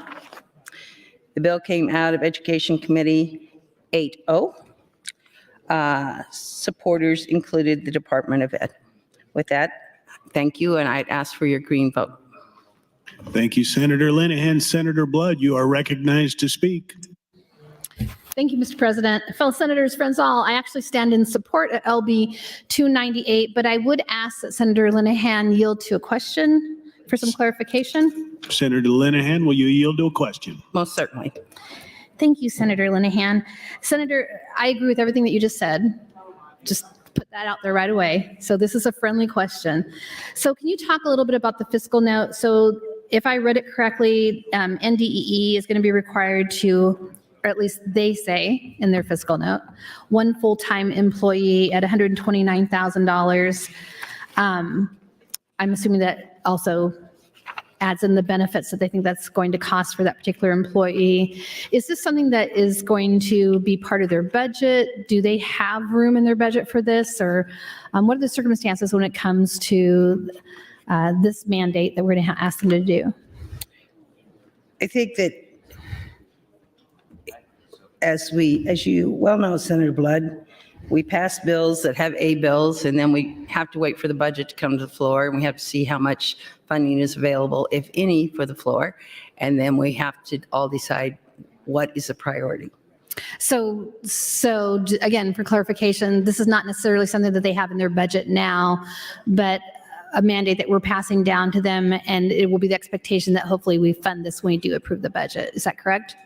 That is correct. Is it a mandate that they supported? I didn't disagree with any of that. I just wanted to make sure that we understand where this money comes from and that we're tracking the money, because I do think the best part about this bill is that we're going to have documentation data, because we make so many decisions in this body based on feelings and people whispering in our ears. We often don't make important decisions like this with our kids' educations based on facts and data. So I love that part of your bill. So with that, thank you, Senator. That was the question that I had. And I would give any additional time I have to Senator Linehan if she would like to speak more on her bill. Senator Linehan, you have 2 minutes, 45 seconds. I think everybody who's been here for any length of time knows how sincere I am about this issue, and I could go on, but I won't. It is just, is Senator Wayne here? Would Senator Wayne yield for a question, please? Senator Wayne, would you yield for a question? Yes. Senator Wayne, do you think I'm sure that's not a fair way to ask a question. How important do you think it is that we teach children to read by the time they're in the third grade? I think it's critical. All the data shows that once after third grade, the amount of money and time and resources that is spent to have to catch a student up we can never really pay for that cost as a state. It just costs us too high. It's really hard to catch students up after third grade. And that's where we see our biggest drop off, is in third grade. We start seeing students disengage primarily because they can't read. And as a result of that, outcomes are typically not good for students who by third grade can't read on level. And yesterday, I think it was yesterday, many times in Education Committee, have we had people come in and talk about how many people in juvenile justice are poor, if not cannot read at all? Yes. So right now, about 60% of our prison population can't read at over a high school level. Usually are typically around sixth grade level. So reading has a direct correlation to many of our individuals in prison right now. Thank you, Senator Wayne. Thank you, Mr. President. Thank you, Senator. Senator Wayne, you're recognized to speak. Thank you. So there's two reasons why I get up and talk about this. One, a couple years ago, we passed a bill to collect data on student discipline and start having those numbers be recorded by poverty levels, income levels, and also race and gender. So we as a body can start understanding how our suspension rates are. But one of the things that concerned me about this bill, not about the bill, but what was said in the hearing was, we passed a bill years ago to deal with this, or at least start looking at it, and schools just weren't collecting the data nor even trying to diagnose students. And so we shouldn't have to, I guess, I don't know why I keep saying to our younger colleagues who are, first year here, it isn't just important for us to pass a bill. And this is the one advice I'll tell you, because once we pass a bill, oftentimes it's not implemented the way we want or implemented at all. So it's very important that after you pass a bill, that you share with your colleagues and even people who are coming in after you how important the bill was to you, so they can hear directly from you first. But then you have to check 2 or 3 years afterwards to make sure it's actually being implemented the way you want. We have agencies, we have organizations, and quite honestly, education has been kind of the king of this, of just not doing it. And it's time that we stop that. So that's kind of where I'm at this year, is any bill that comes for us that puts an obligation on an agency or entity, if they don't do it, I'm a proponent now of taking their funding. Call me draconian or whatever, but we pass laws, they should matter. Not just matter to some of those who think it should matter, but to everybody, whether we like it or not. And there's a way for us to change a law. You come back down and you vote on it, and it goes through 3 rounds, and it gets either vetoed or not vetoed by the governor. But to just ignore the law is a problem. And so this bill shouldn't be necessary. They should already be having this information, because a bill was passed, I think, 3 years ago to deal with this. So I would encourage everybody to vote green, not only because it's the right thing to do when it comes to this particular issue, but we have to start sending a message that we really, when we pass a bill, it actually means something, and we should implement it, and those should implement it according to the intent and according to what we want. Sometimes the bill drafting is not always perfect to the intent, but people know the intent of the bill and what we're trying to do. And if there's a problem with how the bill is written, that's why you provide cleanup language. You shouldn't just not implement it. And this goes to a broader discussion, and I didn't do it this year, and I need to find a bill in government, Senator Brewer, that we can have a hearing on to go back and require people agencies to testify in the neutral. Because it does do a disservice when they come in and impose a bill like they did on this original bill 3 years ago, and then you pass it, and then you wonder why it doesn't get implemented. Well, they already told you ahead of time that they weren't happy with the bill. And so it's almost like a preemptive strike or a preemptive veto by other branches of governments by coming in and think about what happens when they come in and testify negative. I'm gonna go on a tangent here because I can. One, you automatically get kicked out of consent calendar. 2, you have a negative testifier. So everybody in this body, what we do is we go to the committee sheet and you go look at who the opponents are. And you're like, oh, well, why did this agency testify against it? Then you're in the hallway talking to PRO about why they're against it before your colleague ever even had an opportunity to open and talk about it and talk about the benefit of the bill. Because inherently, government doesn't want to change. And if it does, it's only to benefit government. And that sounds crazy coming from a Democrat, but unfortunately, government hasn't helped my community that much in the last 30 years of me growing up here, and it's time to do something different. So I got to find a bill in government to gut or to add an amendment to have a special hearing on, because I still see agencies coming in testifying negative against bills that they ultimately have to implement. And this is just one example. Senator Linehan and Senator Pansy Brooks worked hard to pass a bill that took a lot of time and effort, and now it's being implemented at what I would say half-assed, and that's not okay. So I would ask for a green vote on this. Now, again, it's the right thing to do, but we need to start sending messages to agencies and political subdivisions and political bodies that when we pass a bill, it means something. Thank you, Mr. President. Thank you, Senator Wayne. Senator Vargas, you're recognized to speak. Thank you very, very much. I stand in support of this legislation. I was going to add a little color to what Senator Wayne was talking about, because something similar happened. I can't remember, this was about 4 or 5 years ago, where if you haven't had the opportunity, if you want to look up where a public school district is in terms of their evaluation, there's ratings for these school districts for you to see where they rank. And this is done by the Department of Education. It's really helpful information. We actually had to pass a bill that said that they have to update this every single year. because even though it was made clear in previous legislation they had to make this every single year, at least we thought, it was happening every 3-4 years, so that when you were looking at some of the performance data on a school district on a lot of different metrics, you were looking at data from 3, sometimes 4 years ago, and it wasn't living in real time. Senator Linehan was a supporter of that bill when we passed that bill 4 or 5 years ago.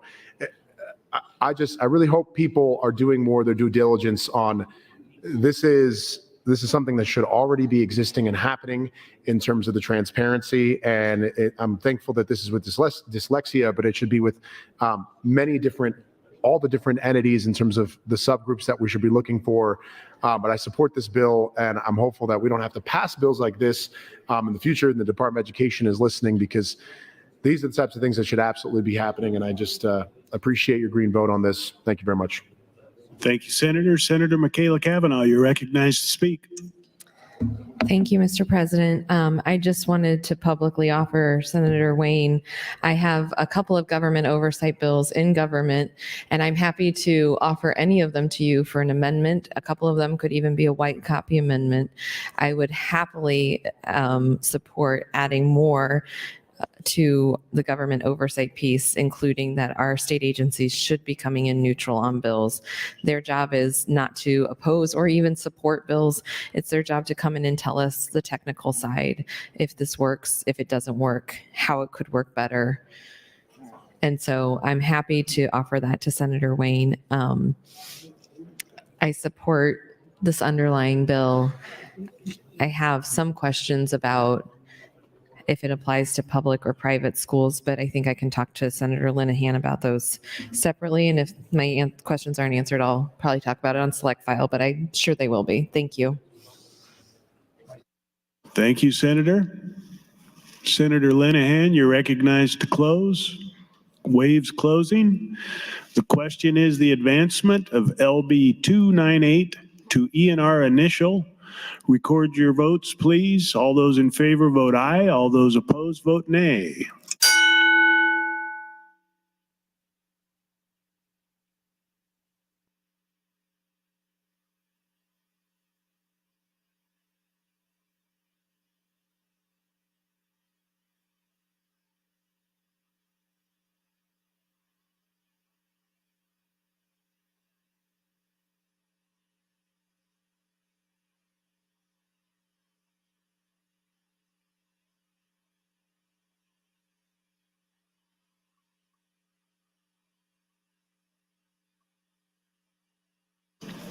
Record, Mr. Clerk.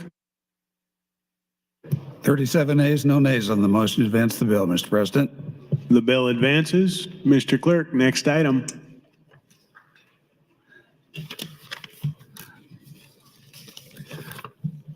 Legislative Bill 299, offered by Senator Linehan, is a bill for an act relating to the Interlocal Cooperation Act to amend Section 13809 to require approval by the voters for the issuance of certain bonds, repeal original sections, declare an emergency. Bill was introduced on January 11th of this year, referred to the Education Committee, placed on general file with no committee amendments. Senator Linehan, you're recognized to open. Thank you, Mr. President. Good morning. LB 299 will require any joint entity, such as a school district and an ESU, to hold an election before issuing any bonds to fund a building project. Currently, school districts that want to conduct a new building project are required to ask their voters to approve a bond issue for a specific dollar amount. In some instances, the request is not approved by the qualified electorate of a school district. So, in some cases, districts look for alternative funding methods for their projects. Two alternative funding methods are to raise funds through their special building fund. And a special building fund is up to 14 cents, but it has to be under your $5 maximum levy. I should have said within, not under. Or to enter into a cooperative agreement with another political subdivision. School districts are aware that the levy increase is not popular with voters. So some have opted to create joint interlocal agencies between schools and educational service units. However, when joint entities are created and issue bonds to fund their projects or borrow large sums of money, those bonds do not require a vote of the people. In other words, government entities can use a workaround that ignores a vote of the constituents, and this has happened. Bonds failed more than once, and then they did a workaround ignoring the people's vote. Consequently, in one situation, they entered into an agreement to create an interlocal agency to issue bonds for the project. This is a loophole in our system of financial accountability and public spending. To close this loophole, LB 299 will require any joint entity, such as a school district and an ESU, to hold an election before issuing bonds for building a project. An affirmative vote of the qualified electorate would be required to pass. If the vote for a bond issue is defeated, then it shall not be resubmitted for a period of 6 months from the date of the prior election. I'd like to clarify something as well. LB 299, does not prevent schools and ESUs from creating joint public agencies, and it does not stop them from building projects. It merely requires a vote of the people for expensive building projects. And when I say expensive, I'm talking about whole new elementary schools, like large new elementary schools. If the citizens are going to be paying for these projects over the decades, they deserve to approve the project. So what you do, why you have a vote when you're borrowing money is because you are putting people in debt. And if you're going to put people in debt, they expect and should have the right to vote yes or no. LB 299 contains an emergency clause. Once the governor signs the bill into law, these provisions would apply to any joint entity created to use an alternative method of financing a building project. This will bring more transparency and accountability to the way our schools fund their building projects. The people have a right to voice their opinion when they incur debt. Thank you, and I ask for your green vote on LB 299. Thank you, Senator. Senator Michaela Cavanaugh, you're recognized to speak. Thank you, Mr. Speaker. I would ask if Senator Linehan would yield to a question. Senator Linehan, will you yield to a question? Certainly. Thank you, Senator Linehan. First of all, thank you for bringing this bill. I love it. I love a good vote of the people on this kind of thing. I did see on the committee statement that there was opposition from, was it Beatrice? There was. And would you mind just sharing a little bit what their opposition was? So there are probably people in the body could speak to this better. What I know is from a few, well, Beatrice is very close to where I grew up. So I know quite a few people in Beatrice in southeast Nebraska. They had a bond issue fail twice. And it wasn't just my understanding. Senator Dorn would probably be much better to speak to this. It wasn't just that people didn't want a new school, they liked their neighborhood schools. Like you're in Westside, I believe, and Yes, I Westside am. loves their neighborhood schools. We sure do. They're rebuilding them. So instead of having neighborhood schools, I think there were 3 or 4, they were going to put all of the children, and they've done this, next to the high school. So as you're a parent of young children, 5 more minutes or 10 more minutes in the car to take the kids to school. It's a tardy day. It's an issue, right? Yes. So regardless of what, and the votes weren't close, if I recall, right? It wasn't like it was like sliver. It was pretty significant. They decided, oh, well, we don't care about the vote of the people. We are going to build the school anyway. Ah, I see. So this would require them to not do that. This would require them to convince the people it was the right thing to do and then build it. I love it. Thank you, Senator Linehan. I really do. I love a good transparency bill, vote of the people, be good stewards of taxpayer dollars, public input. This bill's got it all. Wow. Happy Ash Wednesday, Senator Linehan. Thank you. I will be voting for LB 299, and thank you so much for the explanation of what the opposition was about. I will yield the remainder of my time. Thank you, Senator. Senator Brandt, you're recognized to speak. Thank you, Mr. Lieutenant Governor. What Senator Linehan was referring to in Beatrice is that you had a bond issue before the people that had failed twice. And I know it's really tough to get a bond through in that particular community, but if the school board had worked on that further and downsized or maybe give some concessions, maybe they would have eventually succeeded. My understanding then is that the school board wanted to join with the city government to form this, I call it a JPA, to build the school. And the city council said no. So then they joined with the local ESU 5. ESU 5 covers the counties of Gage, Jefferson, and Saline.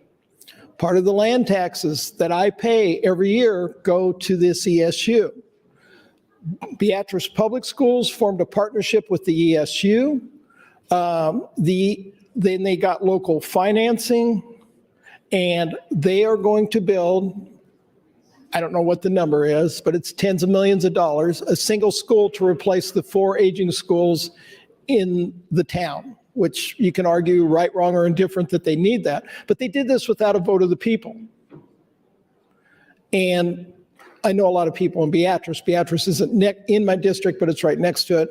And it really upset a lot of the people there. And so I guess the question that I've always had on this kind of a financing arrangement is if there would be a default, would all 3 counties be on the hook to finance this school? Because how it's paid for then is, I believe, and I guess I'll ask Senator Linehan, would you answer a question? Senator Linehan, will you yield to a question? Yes. Does the rental payments for the new school come out of their general fund?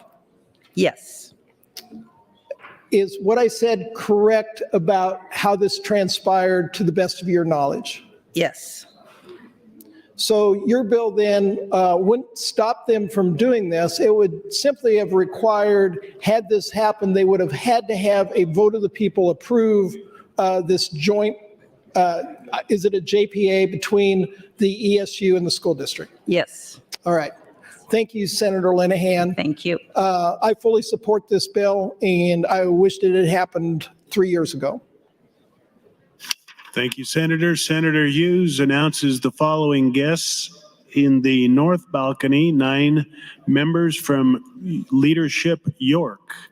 Please stand and be recognized by your Nebraska Legislature.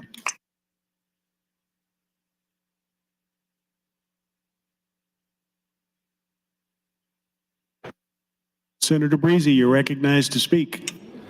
Thank you, Mr. President. Good morning, colleagues. I rise in support of LB 299. I thank Senator Linehan for bringing this bill. And this really is a cleanup bill that eliminates a loophole in statute that allows these entities to bypass a vote of the people before initiating the bonding procedure. And normally, we require a public vote before bonds are issued in these circumstances. And why is that? Because bonds really represent a long-term commitment, and bonds really represent the encumbering of taxpayer property to service that long-term commitment. And I draw your attention to LB 1000 back in 2018. That was a bill to require the issue of bonding under the Public Facility Construction and Finance Act to first be put to the voters. That was an act similar to what we're talking about here, where the public vote could be bypassed.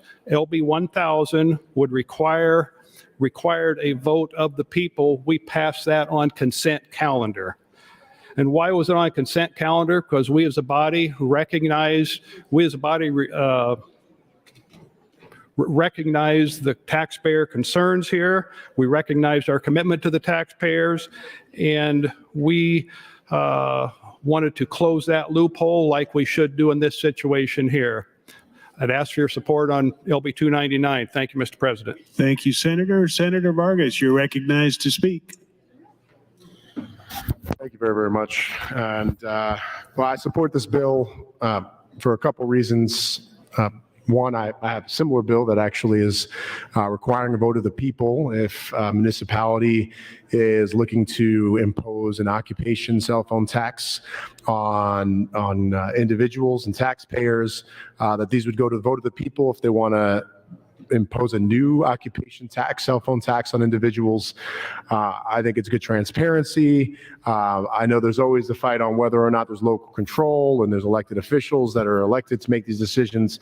But at the same time, if people are utilizing these legislative mechanisms to go around a bond proposal or vote of the people, they're usually doing it because it's another avenue for creating revenue or doing something. And we're not saying you can't do it. It's you have to be clear with the public on why and what your intentions are. And I think that's a level of good government, quite honestly. I did have a question for Senator Linehan, if she would entertain. Senator Linehan, will you yield to a question? Certainly. I know we spoke briefly on the mic, off the mic. Just wanted to get this in the record. So our previous uses of this, are they grandfathered in? Does this apply just to new instances of this? I want to be careful here. They're not, I don't know that we have specific language that grandfathers them in, but they've already happened. So you can't pass a law that undoes something that's already happened. I'm not an attorney, so I'm not sure what that is, but I know that's one of the rules. No, that's really good clarification. The reason I ask is because we had in previous legislations have done, even if like a tax has been imposed or a bond has, you can require it to go to the vote of the people retroactively. You can require those, but according to the language and according to your interpretation, this sounds like this is just for any new initiatives, these types of bond initiatives. So that I appreciate you getting that on the record.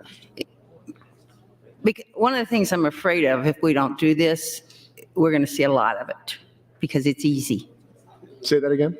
One of the reasons I think we need to do this is because I think we will see many, many more people, districts, entities using this because it avoids a vote, it avoids going to the people, and it's problematic. I mean, some of the instances of what schools are using the building fund for now, I think is problematic. Buying farms.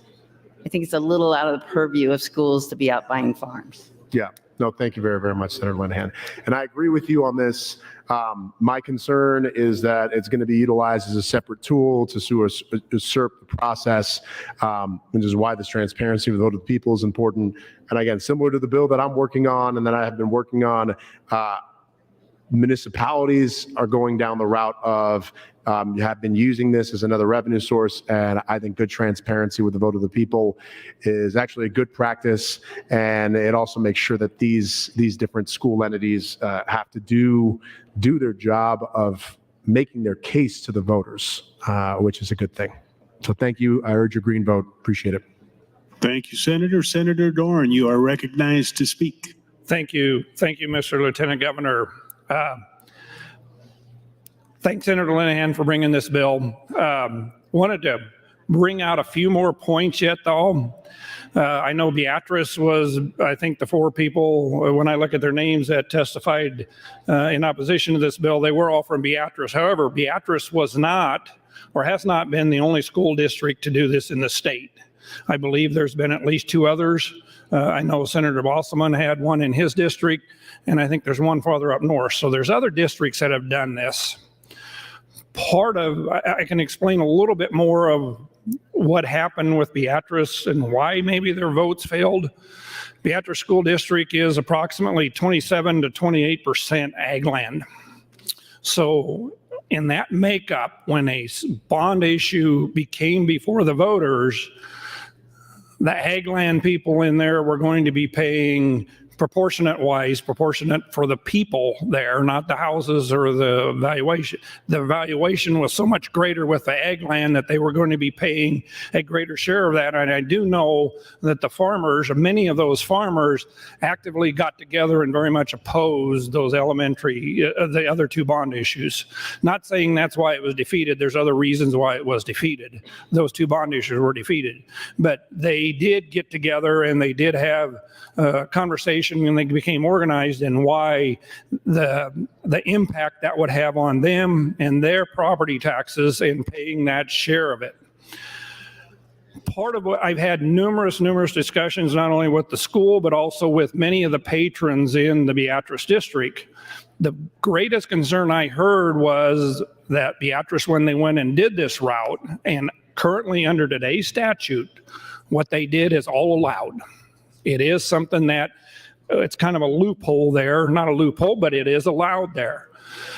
The patrons that talked to me were upset the most were the vote of the people had voted this down, and now they did not have the opportunity to vote on it again. Beatrice, their school district, has 4 elementary buildings, every one of them at least 50 years old, some of them in the 75 to 80-year-old range. They are running many of those school districts, the elementary school districts, with their lunch. They're having it in what was in the basketball court. They're operating that, bringing the food into the closets that's about 6 feet by 10 or 12 feet and serving the food out of there. So there's various reasons why they wanted to go ahead and do this. One is the age of the building, the cost, and the cost that savings that they could maybe have. Beatrice, yes, they are at $1 and a nickel, have been for years at $1 and a nickel on their levy. This school building fund that they have used to do this under is a maximum of 14 cents. So they are taking that 14 cents out of their $1 and a nickel, and what they would normally use probably for operating, they are now down to 91 cents of levy for their operating budget the next year. So as the way this works, or why this might work for any school district, is because as valuations increase, now that $1 and a nickel will bring in more funding. So what was originally 91 cents of levy you were using only for operations, now you are building that amount back up. I've asked many of those people that called me and complained or questioned why they didn't have a vote. I said, what would Beatrice or any school district like it that's at $1 and a nickel, where will they be at in future years? Would they be at $1 and a nickel if they didn't use this concept? Many of them agree with me that yes, Beatrice would have been at $1 and a nickel. So is it costing them more? Technically, yes, but they're doing it within their operating budget of that $1 and a nickel. I will be voting for this bill because I think we need to have a vote of the people. Did Beatrice do this in a way that is allowed in today's law or today's statute? Yes. But they're not the only one. So when you hear the name Beatrice, there are also other schools doing this. What this bill will do will now, if they go into a joint venture like this, it will require a vote. And I think that's very important. So thank you. Bye. Thank you. Senator Erdman, you are recognized to speak. Thank you, Mr. President, and good morning. I stand in favor of Senator Linehan's 299. As time has passed and I begin to understand what we do in education, several years ago, I put in a bill to eliminate the learning community. And that bill went nowhere because all the education people came in and the university people testified against that. What they're doing in Beatrice, what they did there and what they're doing in other places was brought to my attention by a member of an ESU, because I didn't know that that's what they had done. As Senator Wayne said earlier in his conversation today, government doesn't want to change. So the people voted no, and so they found a way to circumvent what the people wanted. And they're always talking about local control is very important. Local control is what I hear all the time. So let me share this, my definition of local control. It is the voters that have the control. That's local control. But we don't give them that opportunity sometimes. They circumvent or find a loophole, and they do whatever they want. Senator Wayne also said, we implement and pass statutes and they never get implemented, which is true. But we also pass things and put them into action, and they may never go and review if they've accomplished their purpose. And I believe that's what has happened with the ESUs. They're out of control. So if I was to say I was in favor of the ESUs, that would be an understatement. I think the ESUs are very similar to the learning community. And maybe we need to review those and see if we need to continue under the current system we have with the ESUs. So I'll be voting in favor of 299. I think you need to listen to the people when they vote on an issue and they've given you the direction they want to go, and you circumvent what they've decided is a bad situation. Thank you. Senator Conrad, you are recognized to speak. Thank you, Mr. President, and good morning, colleagues. I rise in support of the measure that Senator Linehan is bringing forward today and voted it out of committee as well. It was definitely a very interesting and meaningful hearing at the Education Committee, which I'm definitely learning a lot as a new member of that committee, and really appreciate the opportunity to embrace lifelong learning and go deeper on a lot of our key issues impacting the state that come through the Education Committee. And I just wanted to dovetail on Senator Dorn and Brandt's points and talk about there's no doubt that there was a great deal of sincerity and thoughtfulness and caring and a very earnest approach that stakeholders in the Beatrice community utilized to try to utilize all the tools within their power to enhance and update their facilities for their educational community. And they provided a very compelling and thoughtful kind of overview of that history and those efforts at the Education Committee, which I think definitely helped to inform the process. I think to Senator Linehan's point, and if you look at the committee statement itself, it's a pretty interesting, very diverse set of stakeholders that came in to talk about these issues. And as Senator Kavanaugh noted earlier, and Senator Linehan has mentioned many times, at the heart of this measure is centering the will of the people and being respectful to the decision-making and the votes of the people on key issues, whether that be bond issues or citizen initiatives or otherwise. I know we'll have some more discussion about how to facilitate the will of the people when it comes to things like the minimum wage increase or the voter ID proposal. And I just want us to kind of take a pause or a moment to kind of reflect and think about the thoughtfulness in this approach in this specific proposal that centers the will of the people, that ensures more accountability and more transparency and is respectful to the taxpayers at the end of the day, at the heart of this measure.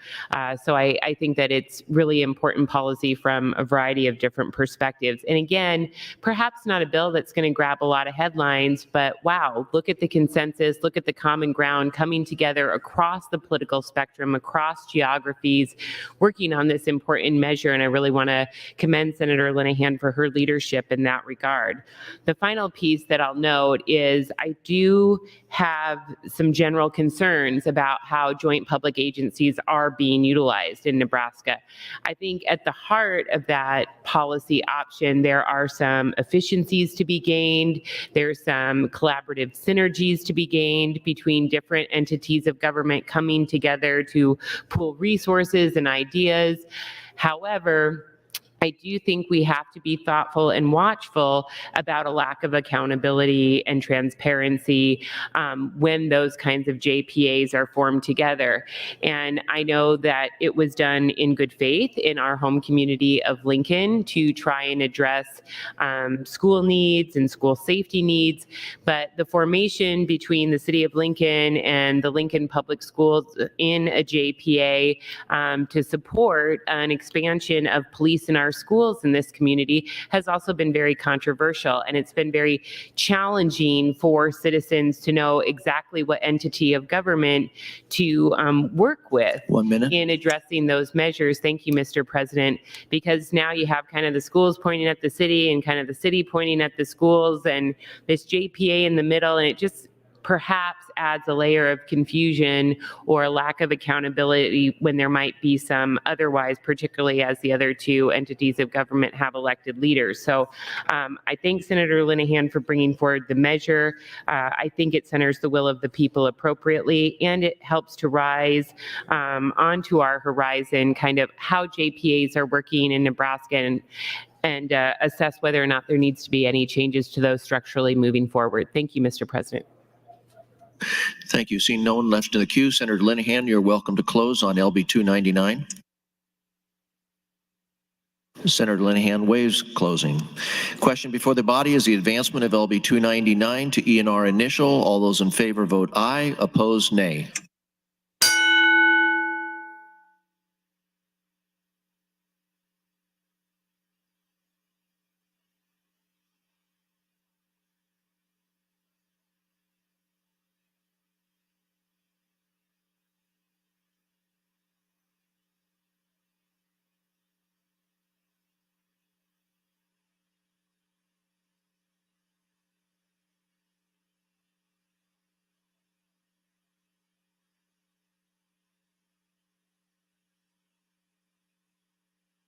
Has everyone voted who wishes to vote?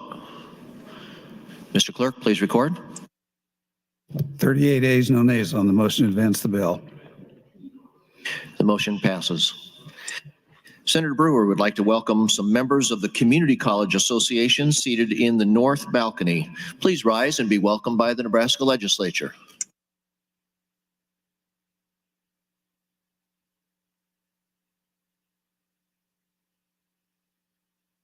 Mr. Clerk, next item. Mr. President, next bill, Legislative Bill 146, offered by Senator Cowth. It's a bill for next relating to revenue and taxation to change provision relating to improvements on leased lands and methods for giving notice and to repeal original sections. This bill was introduced on January 9th, referred to the Revenue Committee, placed on general file with no committee amendments. Senator Cowth, you're welcome to open. Thank you very much. Good morning, colleagues. I'm here to introduce LB 146. This changes provisions to improvements on leased lands and the methods used to give notice. It's very much a cleanup bill.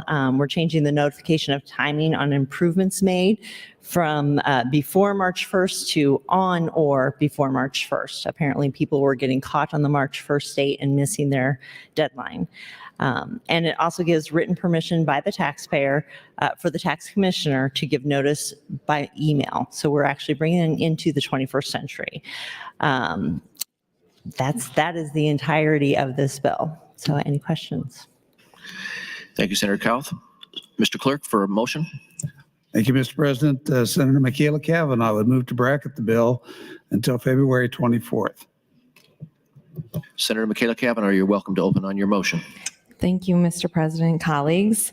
I picked an arbitrary day because this is arbitrary. This is what you should have been annoyed about. So now I'm slowing things down. Now I'm messing with the bills on the agenda. See, there's a difference. Substantive debate, purposely slowing things down. I am purposely slowing things down. Why on this bill?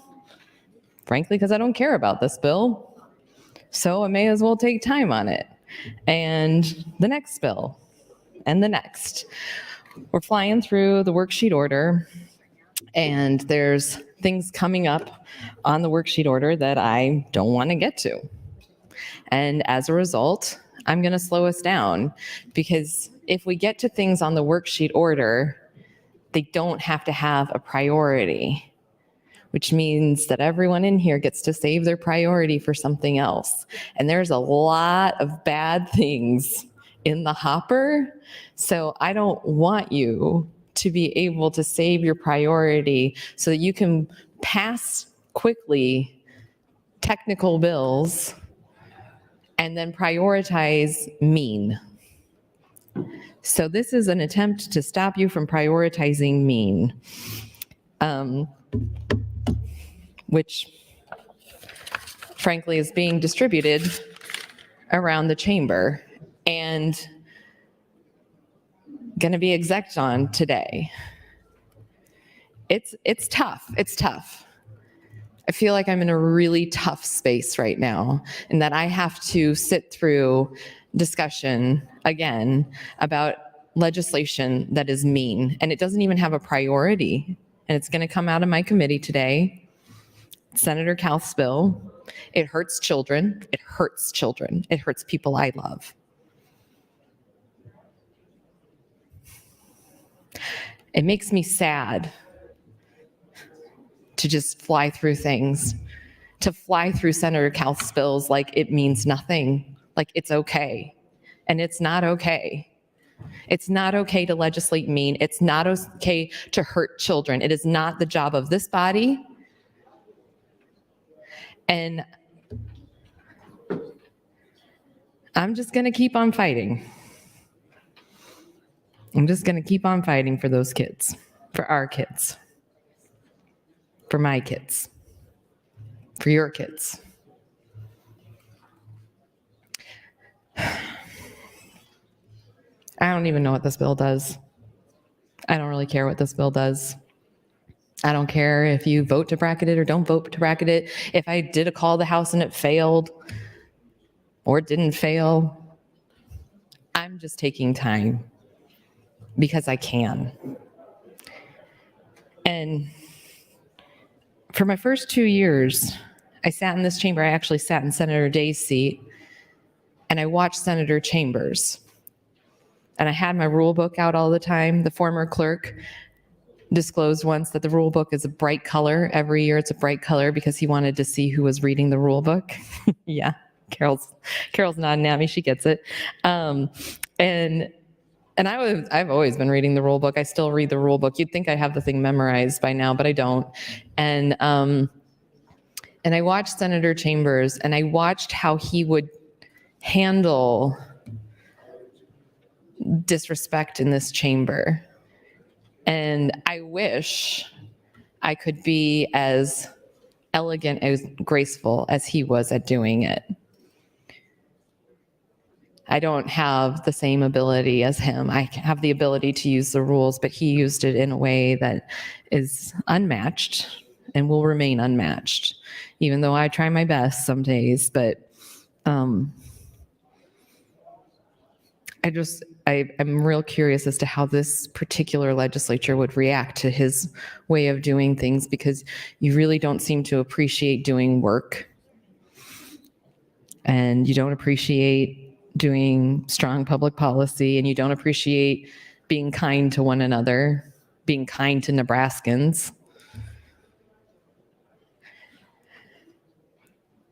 I'm a politician. We're all politicians. Of course, I'm a politician. I ran for office twice, got elected twice. I'm here. I'm a politician. But one thing I'm really bad at is pretending. I'm really bad at pretending to be tolerant of hate. I'm really bad at pretending to be friendly with people who are hurting people that I care about. And so I don't really do it. It's probably ingrained in me to just smile and say hello to people or ask them how they're doing, when in reality, I want to turn my back on you. And that's what I want to do right now. I want to turn my back on the person that is hurting children in Nebraska, people that I love, people that I don't even know. But I still have to show up here every day. I still have to do this job because it's important. I still have to show up for those kids so that they don't get hurt by people that are elected to protect them. Today's going to be hard. This afternoon is going to be really hard. I don't know how the senators that have been on the Judiciary Committee have done it. It's going to be really hard. It's going to be really hard to sit with 4 men while they vote to take away my rights, and they vote to take away my children's rights. And I know that it's going to happen. We all know that it's going to happen. But it hurts nonetheless. Knowing that the pain is coming doesn't make the pain less painful. I had a reporter come up to me this morning, knowing that we were going to exec on the abortion ban. And she asked me if Senator Albright or her office ever followed up with me with any of the questions that she refused to answer during the committee hearing. And I laughed. I was like, of course she didn't. Didn't even have an expectation that she would. She doesn't care. She does not care about facts, the truth, even going through the process of informing the committee of their concerns and questions around the integrity of legislation. She does not care. She doesn't have to. She has the votes, right? Right, Senator Erdman? She has the votes. She doesn't have to care. You don't have to care. You've got the votes. You don't have to do anything right. You don't have to be kind or pleasant because you've got the votes. And all you have to care about is the fact that you can do whatever terrible thing you want to do because you have got the votes. And that is your prerogative, and it is my prerogative to stand up here every day and remind Nebraska that you are doing something terrible purely because you can. Just because you can.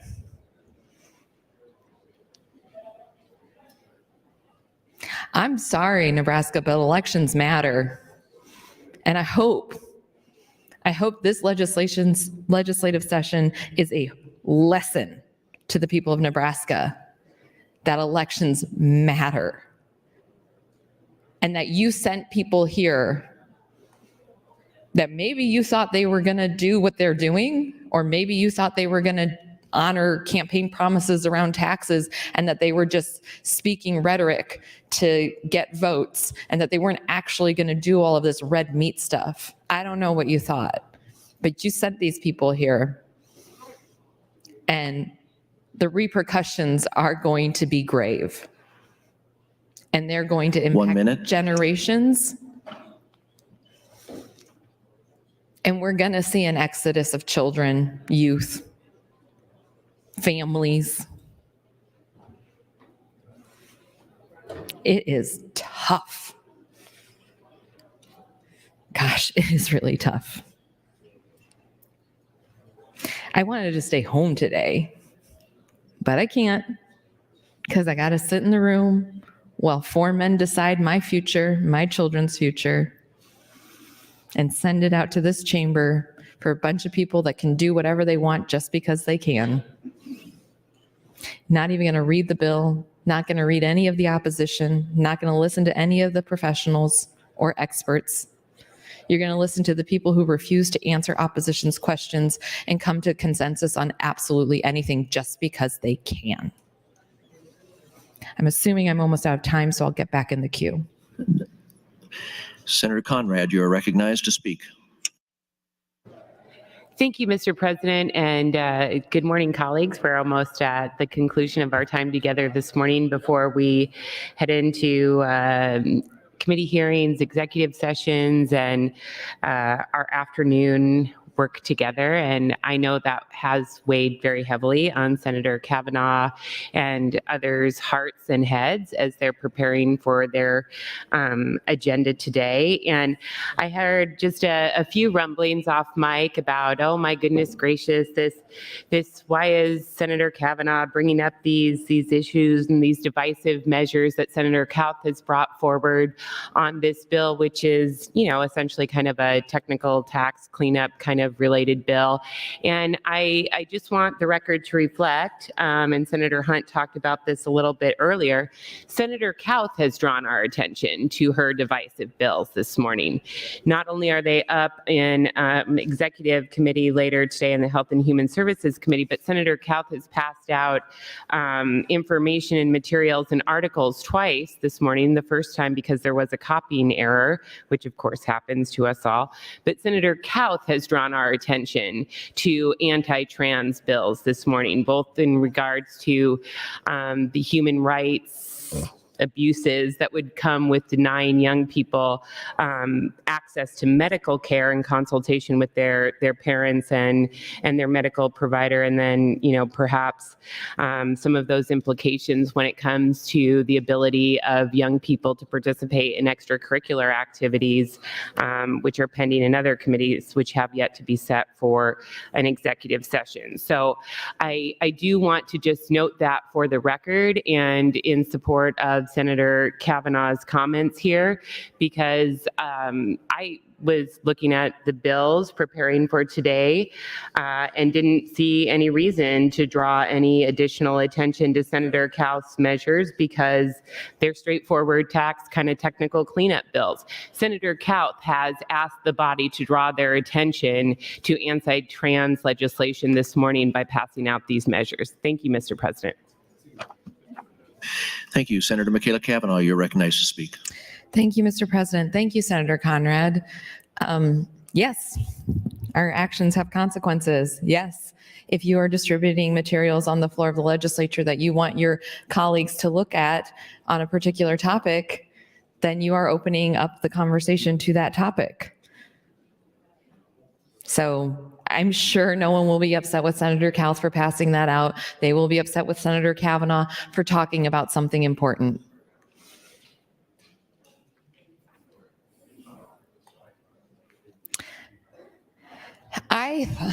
Gosh, the hearing on LB 626, that was brutal. That was brutal. And I just dreaded it, prepared for it. It was hard. It had nothing on LB 574. LB 574 is going to take me a long time to recover from. I don't know if it's just that I'm used to pretty much a lifetime of politicians trying to take away my individual rights.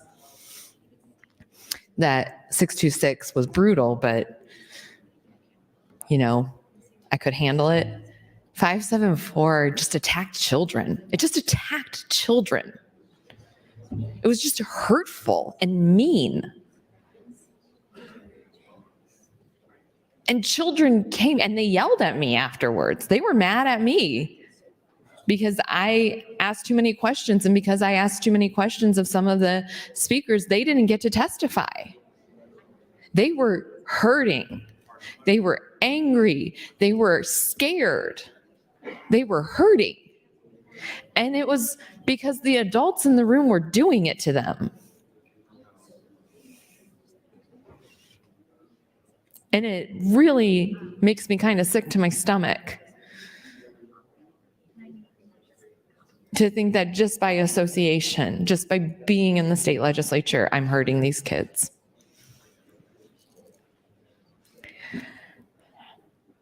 My kids ask me a lot about what's happening here, what bills are happening, and, I try to fill them in to some degree.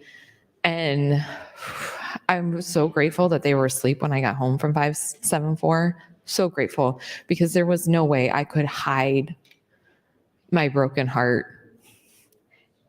There was no way. And my kiddos, they're inquisitive, and they can tell, and they won't let up. And they'll just keep asking me to tell them what's going on. What was the bill? What was it about? What happened? And I just couldn't face that, because I couldn't have them think that my job, anything to do with my job, would hurt children. When 376 passed last year, the family support waiver, both of my oldest kids have friends in their class who have developmental disabilities. And when that bill passed, they were really proud of me. And I don't want them ever to not feel proud of the work that I'm doing or the work of the legislature. I want my kids to be proud of the legislature. I want them to be proud of how we are helping vulnerable children and not how we are hurting them.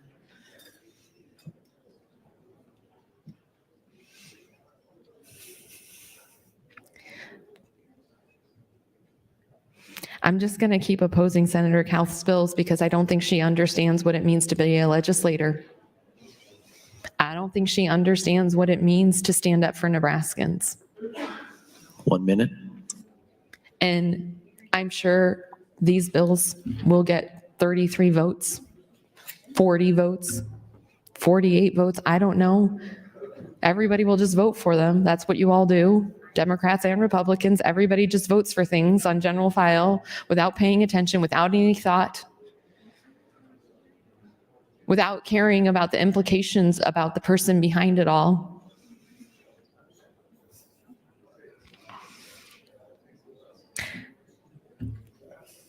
I think I have a close next, so I'll just leave it for a moment.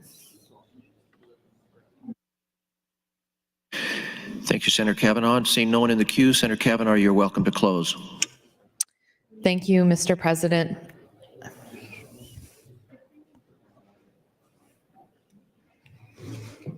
Someday, those of you that can do just because you can, just because you have the votes, someday you will find that you are on the receiving end of just because I can, just because I have the votes. Someday, people you care about are going to be hurt. People you care about are going to die by suicide because of actions of this body. Because they feel that their government cares more about playing into political talking points than valuing them.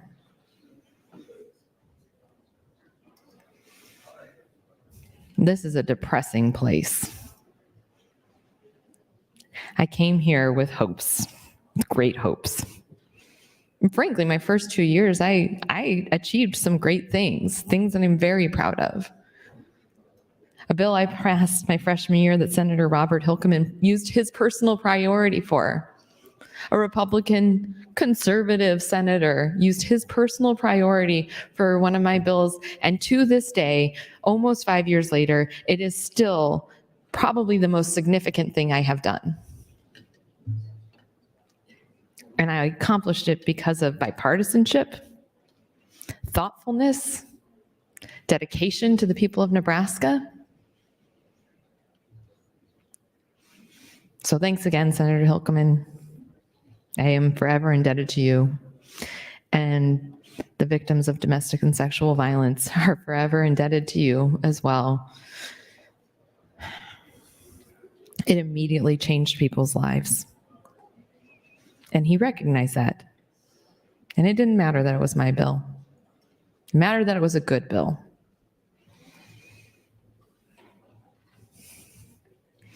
I'd say we've lost our way, but I don't think this body has a way. So we'll go to a vote on whatever this is, and I have a bracket motion on the next one. And I don't know if we'll take up the next one or what we'll do because it's 20 to 12, and I plan on taking time on that. And we'll vote on my bracket motion now, and then I'll probably talk on the underlying bill for a little bit. And we'll just see when we decide to adjourn what we get accomplished. But I'm going to talk about what I'm talking about, and I frankly don't care if the people in this chamber are annoyed by it.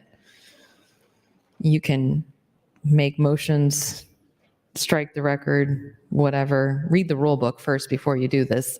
I highly recommend actually understanding the rules, but I don't care. I don't care about staying on topic right now. I just care about burning time. So that's what I'm going to do. I'm going to burn time.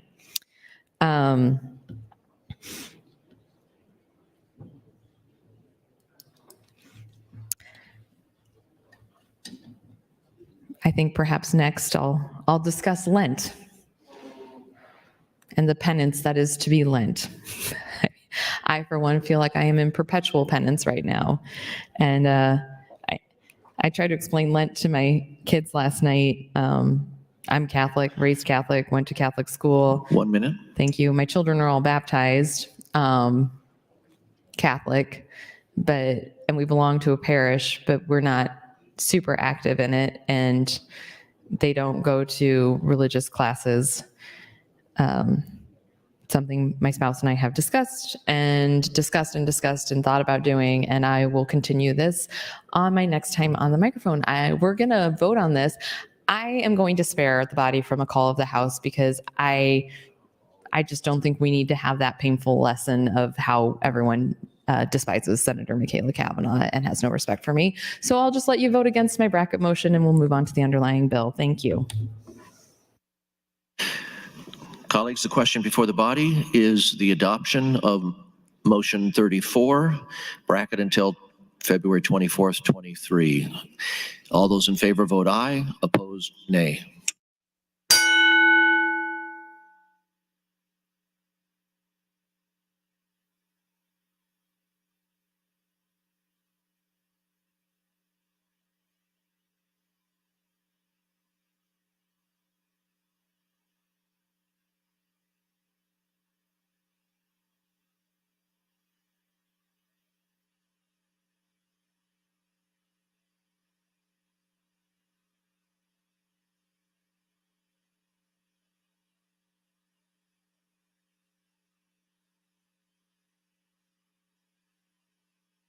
Have all those voted who wish to vote? Mr. Clerk, please record. 5 ayes, 27 nays on the motion to bracket, Mr. President. The motion fails. Senator Kauth, you're welcome to close on LB 146. Oh. I'm sorry, Senator Cavanaugh, you're recognized to speak. Thank you, Mr. President, colleagues. That was a fun red board. You're welcome for not having another call of the House. But I do appreciate so many people showing up to vote against me. Makes me feel seen. I'm trying to pull up the shared drive from HHS, those committee hearings. Senator Hunt had passed out this article that talks about committee hearings. I haven't actually had a chance to read the article. I assume it's not just about the HHS hearings, but also about education and HHS at the center.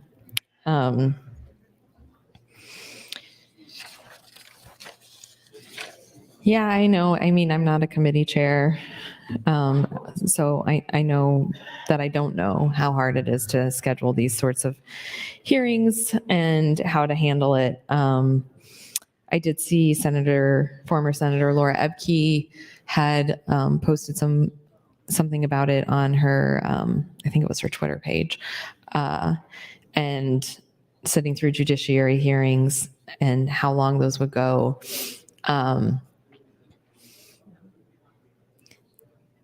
I appreciate the dilemma of trying to balance allowing both proponents and opponents to have time, pardon me, time to speak, and trying to be equitable in that time.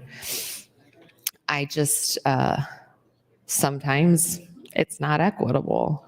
When you have 100 proponents and you have 300 opponents, then they don't deserve equal time, or vice versa. You have 300 supporters and 100 opponents. You don't deserve equal time. Your time shouldn't be confined to whether you support or oppose a bill, but that you're a citizen showing up to testify. I apologize. I need to take another lozenge. Sure, the body would be greatly disappointed if I lost my voice, but I have hot tea too, don't worry. So I appreciate Senator Hunt for passing that out. I appreciate former Senator Laura Ebke for sharing her thoughts on it as well on Twitter. I think, and this is to former senators, I think you have a responsibility to Nebraska to speak up about process, about the institution. I know many are watching what's happening in here. Many are lobbyists. I think it would be helpful for Nebraska to hear from people who are here in a less toxic time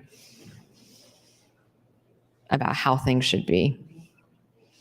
I cannot imagine working in a business environment and people behaving the way that they're behaving.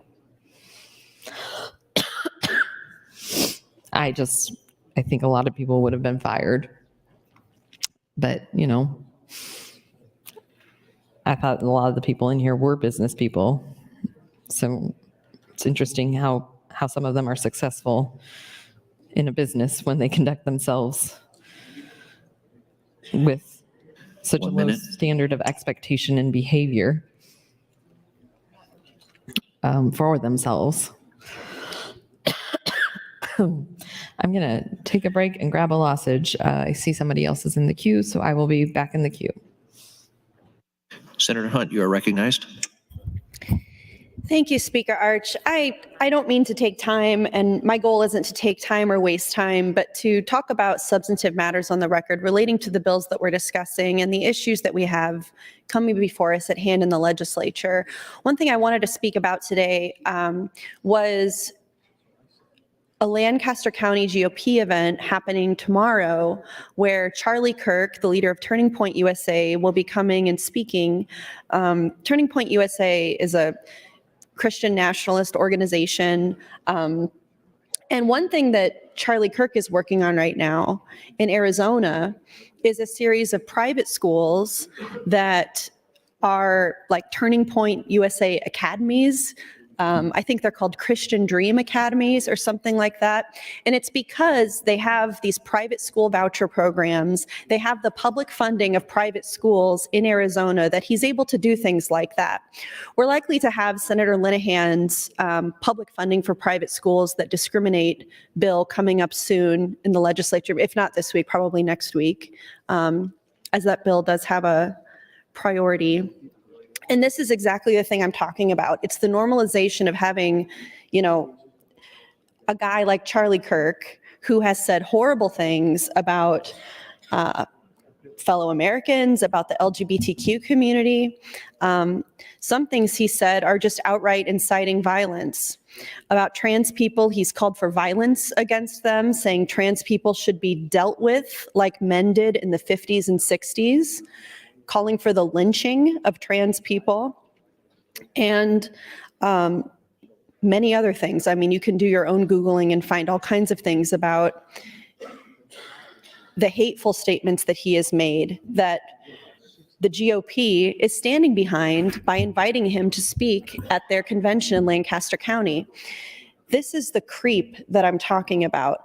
This is the creep of not political ideology, but religious supremacy. And Senator Kauth brought this up herself by distributing these, religious-based, not based in any science, information today about her hatred of trans youth and LGBTQ youth. I think speaks volumes, the silence on the floor today. Senator Kavanaugh has her own motives. I don't necessarily share those. We all have our own purposes and reasons for saying the things that we say and what we're trying to accomplish here on the floor. But I think that some of you ought to defend the things that you're doing. You're hanging your heads in shame, either knowing that you just have to get through this so you can go to your free lobbyist lunch, or that you are ashamed of what you're doing, because if you're proud of what you're doing, none of you are standing up and saying so. Senator Kauth hasn't put her light on. She'd like to waive closing because she'd like to get off the mic as soon as possible and not be accountable for any of the things that she's doing because she knows that she has the votes to do it. That's what's really cowardly. Thank you, Mr. President. Senator Michaela Cavanaugh, you're recognized. Thank you, Mr. President. whether you intended to or not. Thank you, Senator Hunt, for giving me time to find a lozenge. Didn't quite get rid of my cough, but it helped a little. So I'm just going to read this testimony from LB 574. I'm writing as a parent and pediatrician in opposition to LB 574 to adopt the Let Them Grow Act. I've been a pediatrician for 20 years, practicing in Omaha for 14. I've been a parent for 15 years, raising my 3 children in Nebraska for most of those. I routinely take care of adolescent patients in the hospital who have attempted suicide and or self-harm and cite gender dysphoria as a factor. The American Academy of Pediatrics, the national organization to which most pediatricians belong and whose guidance is quite reputable, is in clear support of gender-affirming care, which includes providing youth with access to comprehensive gender-affirming and developmentally appropriate health care. This includes access to hormone blockers and hormone treatment in consultation with trained medical and mental health professionals. I'm also the parent of a 15-year-old who has been experiencing gender dysphoria, for the past couple of years. After many months of silence, self-isolation, severe weight loss, and self-harm, my child was brave enough to tell us about their gender identification struggles. We have moved to gender-neutral pronouns and a new name, found a great therapist and child psychiatrist, and meet with them both regularly, and have begun the process of securing an appointment with a physician who can outline all the medical options available. State-based legislation, which would prohibit local physicians from being able to prescribe evidence-based treatment, is highly concerning to me on both a personal and professional level. I've seen firsthand many times at work and now also at home the serious consequences that these vulnerable youth face when they feel unsupported or unaccepted. Prohibiting access to care that is supported by multiple national medical organizations and is evidence-based singles out a group of Nebraska citizens and is wrong. My child is witty, creative, intelligent, and fragile. We have come a long way over the past year, but this bill threatens to negate that progress. Being able to seek appropriate medical care that does not impact anyone else, should be a basic right for every Nebraska citizen. I took that one from the sort of the end of the testimony. I think it says part 3 of the testimony.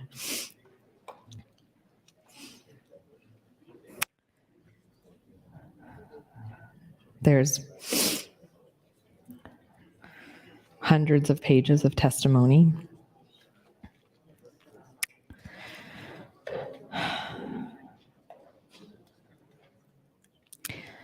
Senator Chair Hansen, members of the Health and Human Services Committee, I'm here before you as an inpatient pediatrician. I'm going to get the cue. Pediatrician who has been in practice for over 10 years, and as a member of the Nebraska chapter of the American Academy of Pediatrics, to share my experience and perspective in opposition to the Let Them Grow Act in LB 574. I have cared for a large number of children, predominantly teenagers, who have ceased being able to cope with maltreatments or mental health problems and therefore attempted to take their own life. I unfortunately see the ones that survive their ingestion, drowning, hanging, but not all do. I remember this 1 minute. testimony. Whew.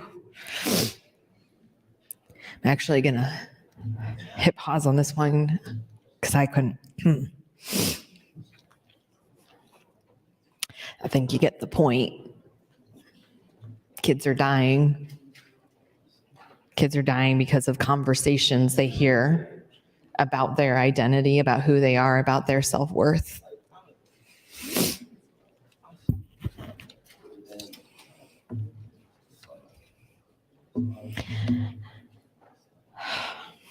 I challenge you, colleagues. I challenge you, those of you that observe Lent as I do, I challenge you to reflect on your own values, to take penance and consider your actions. I challenge you. Time, Senator. Senator Kavanaugh, you're recognized for your next opportunity, and this is your third time. Thank you. I challenge you to consider what this means and if this is really who we are.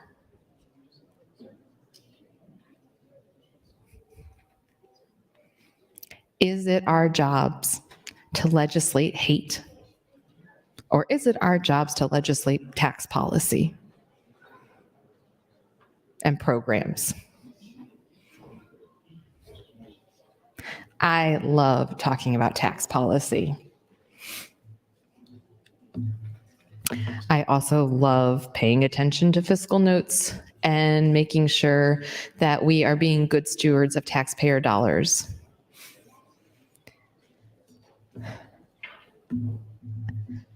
I had a conversation with one of my colleagues about the impact that sitting next to Senator Reapy has had on me in HHS. And we chat about fiscal notes. Don't worry, Senator Reapy, it's good. It's positive. We chat about fiscal notes a lot. He calls me a fiscal hawk because I'm always reading the fiscal notes pretty detailed. And there were two bills that have come in front of the committee that I instantly liked, bills that definitely should have been referenced to appropriations, but hey, here we are. And I instantly liked both of them. And Senator Reapy asked questions, and I could tell that he liked the merits of what these bills were trying to do as well. But we have to be stewards of the taxpayer dollars. And just because we like the merits of the program or the activity or project, does that mean that those merits equal government dollars? And I appreciate that. I appreciate the learning experience and having me put pause on my own instinct to be like, well, this is a great idea. We should totally do this, and think through the broader picture. I give this story, this example, because I hope that others in this body that view things differently than me would actually take care or view things differently than Senator Hunt or Senator Conrad, which I view things differently. As Senator Hunt said, we don't view things the same all the time. Senator John Kavanaugh and I have disagreements regularly, usually on our car commute. We approach things differently. We think through things differently. I'm always learning from him, taking a new perspective, taking a step back. And I challenge everyone else in this body to do the same thing. Don't just vote against the call of the House. Don't just vote for something. Don't just vote against something. Look at it. Study it. Think about it on your own. Read the committee statement. Read the fiscal note. Make a decision.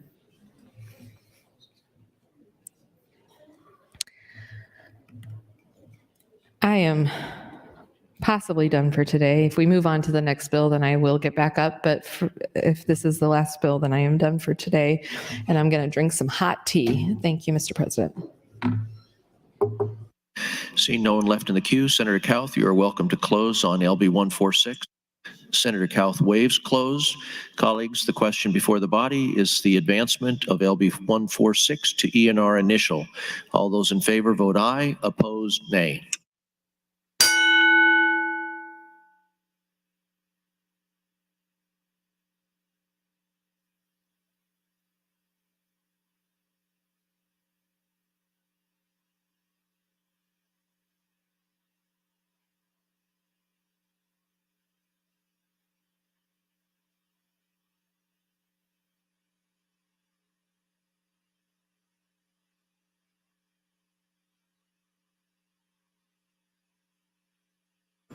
Has everyone voted who wished to vote? Mr. Clerk, please record. 31 ayes, no nays on the motion to advance the bill, Mr. President. LB 146 advances. Mr. Clerk, for announcements. Thank you, Mr. President. An amendment to be printed from Senator McKinney to LB 530. A motion on Legislative Bill 147 from Senator Michaela Kavanaugh. Name add Senator Blood to 140, Senator Sanders to 274, Senator DeBoer to 298, Senator Breezy to 562, Senator Aguilar to LR 39, Senator Raybold to LR 40. An announcement that the Government Committee will be holding an executive session this Thursday following their afternoon hearing. And finally, Mr. President, priority motion, Senator Holdcroft would move to adjourn until Thursday, February 23rd, 2023 at 9:00 a.m. Senators, you have heard the motion to adjourn. All those in favor say aye. Opposed, nay. We are adjourned.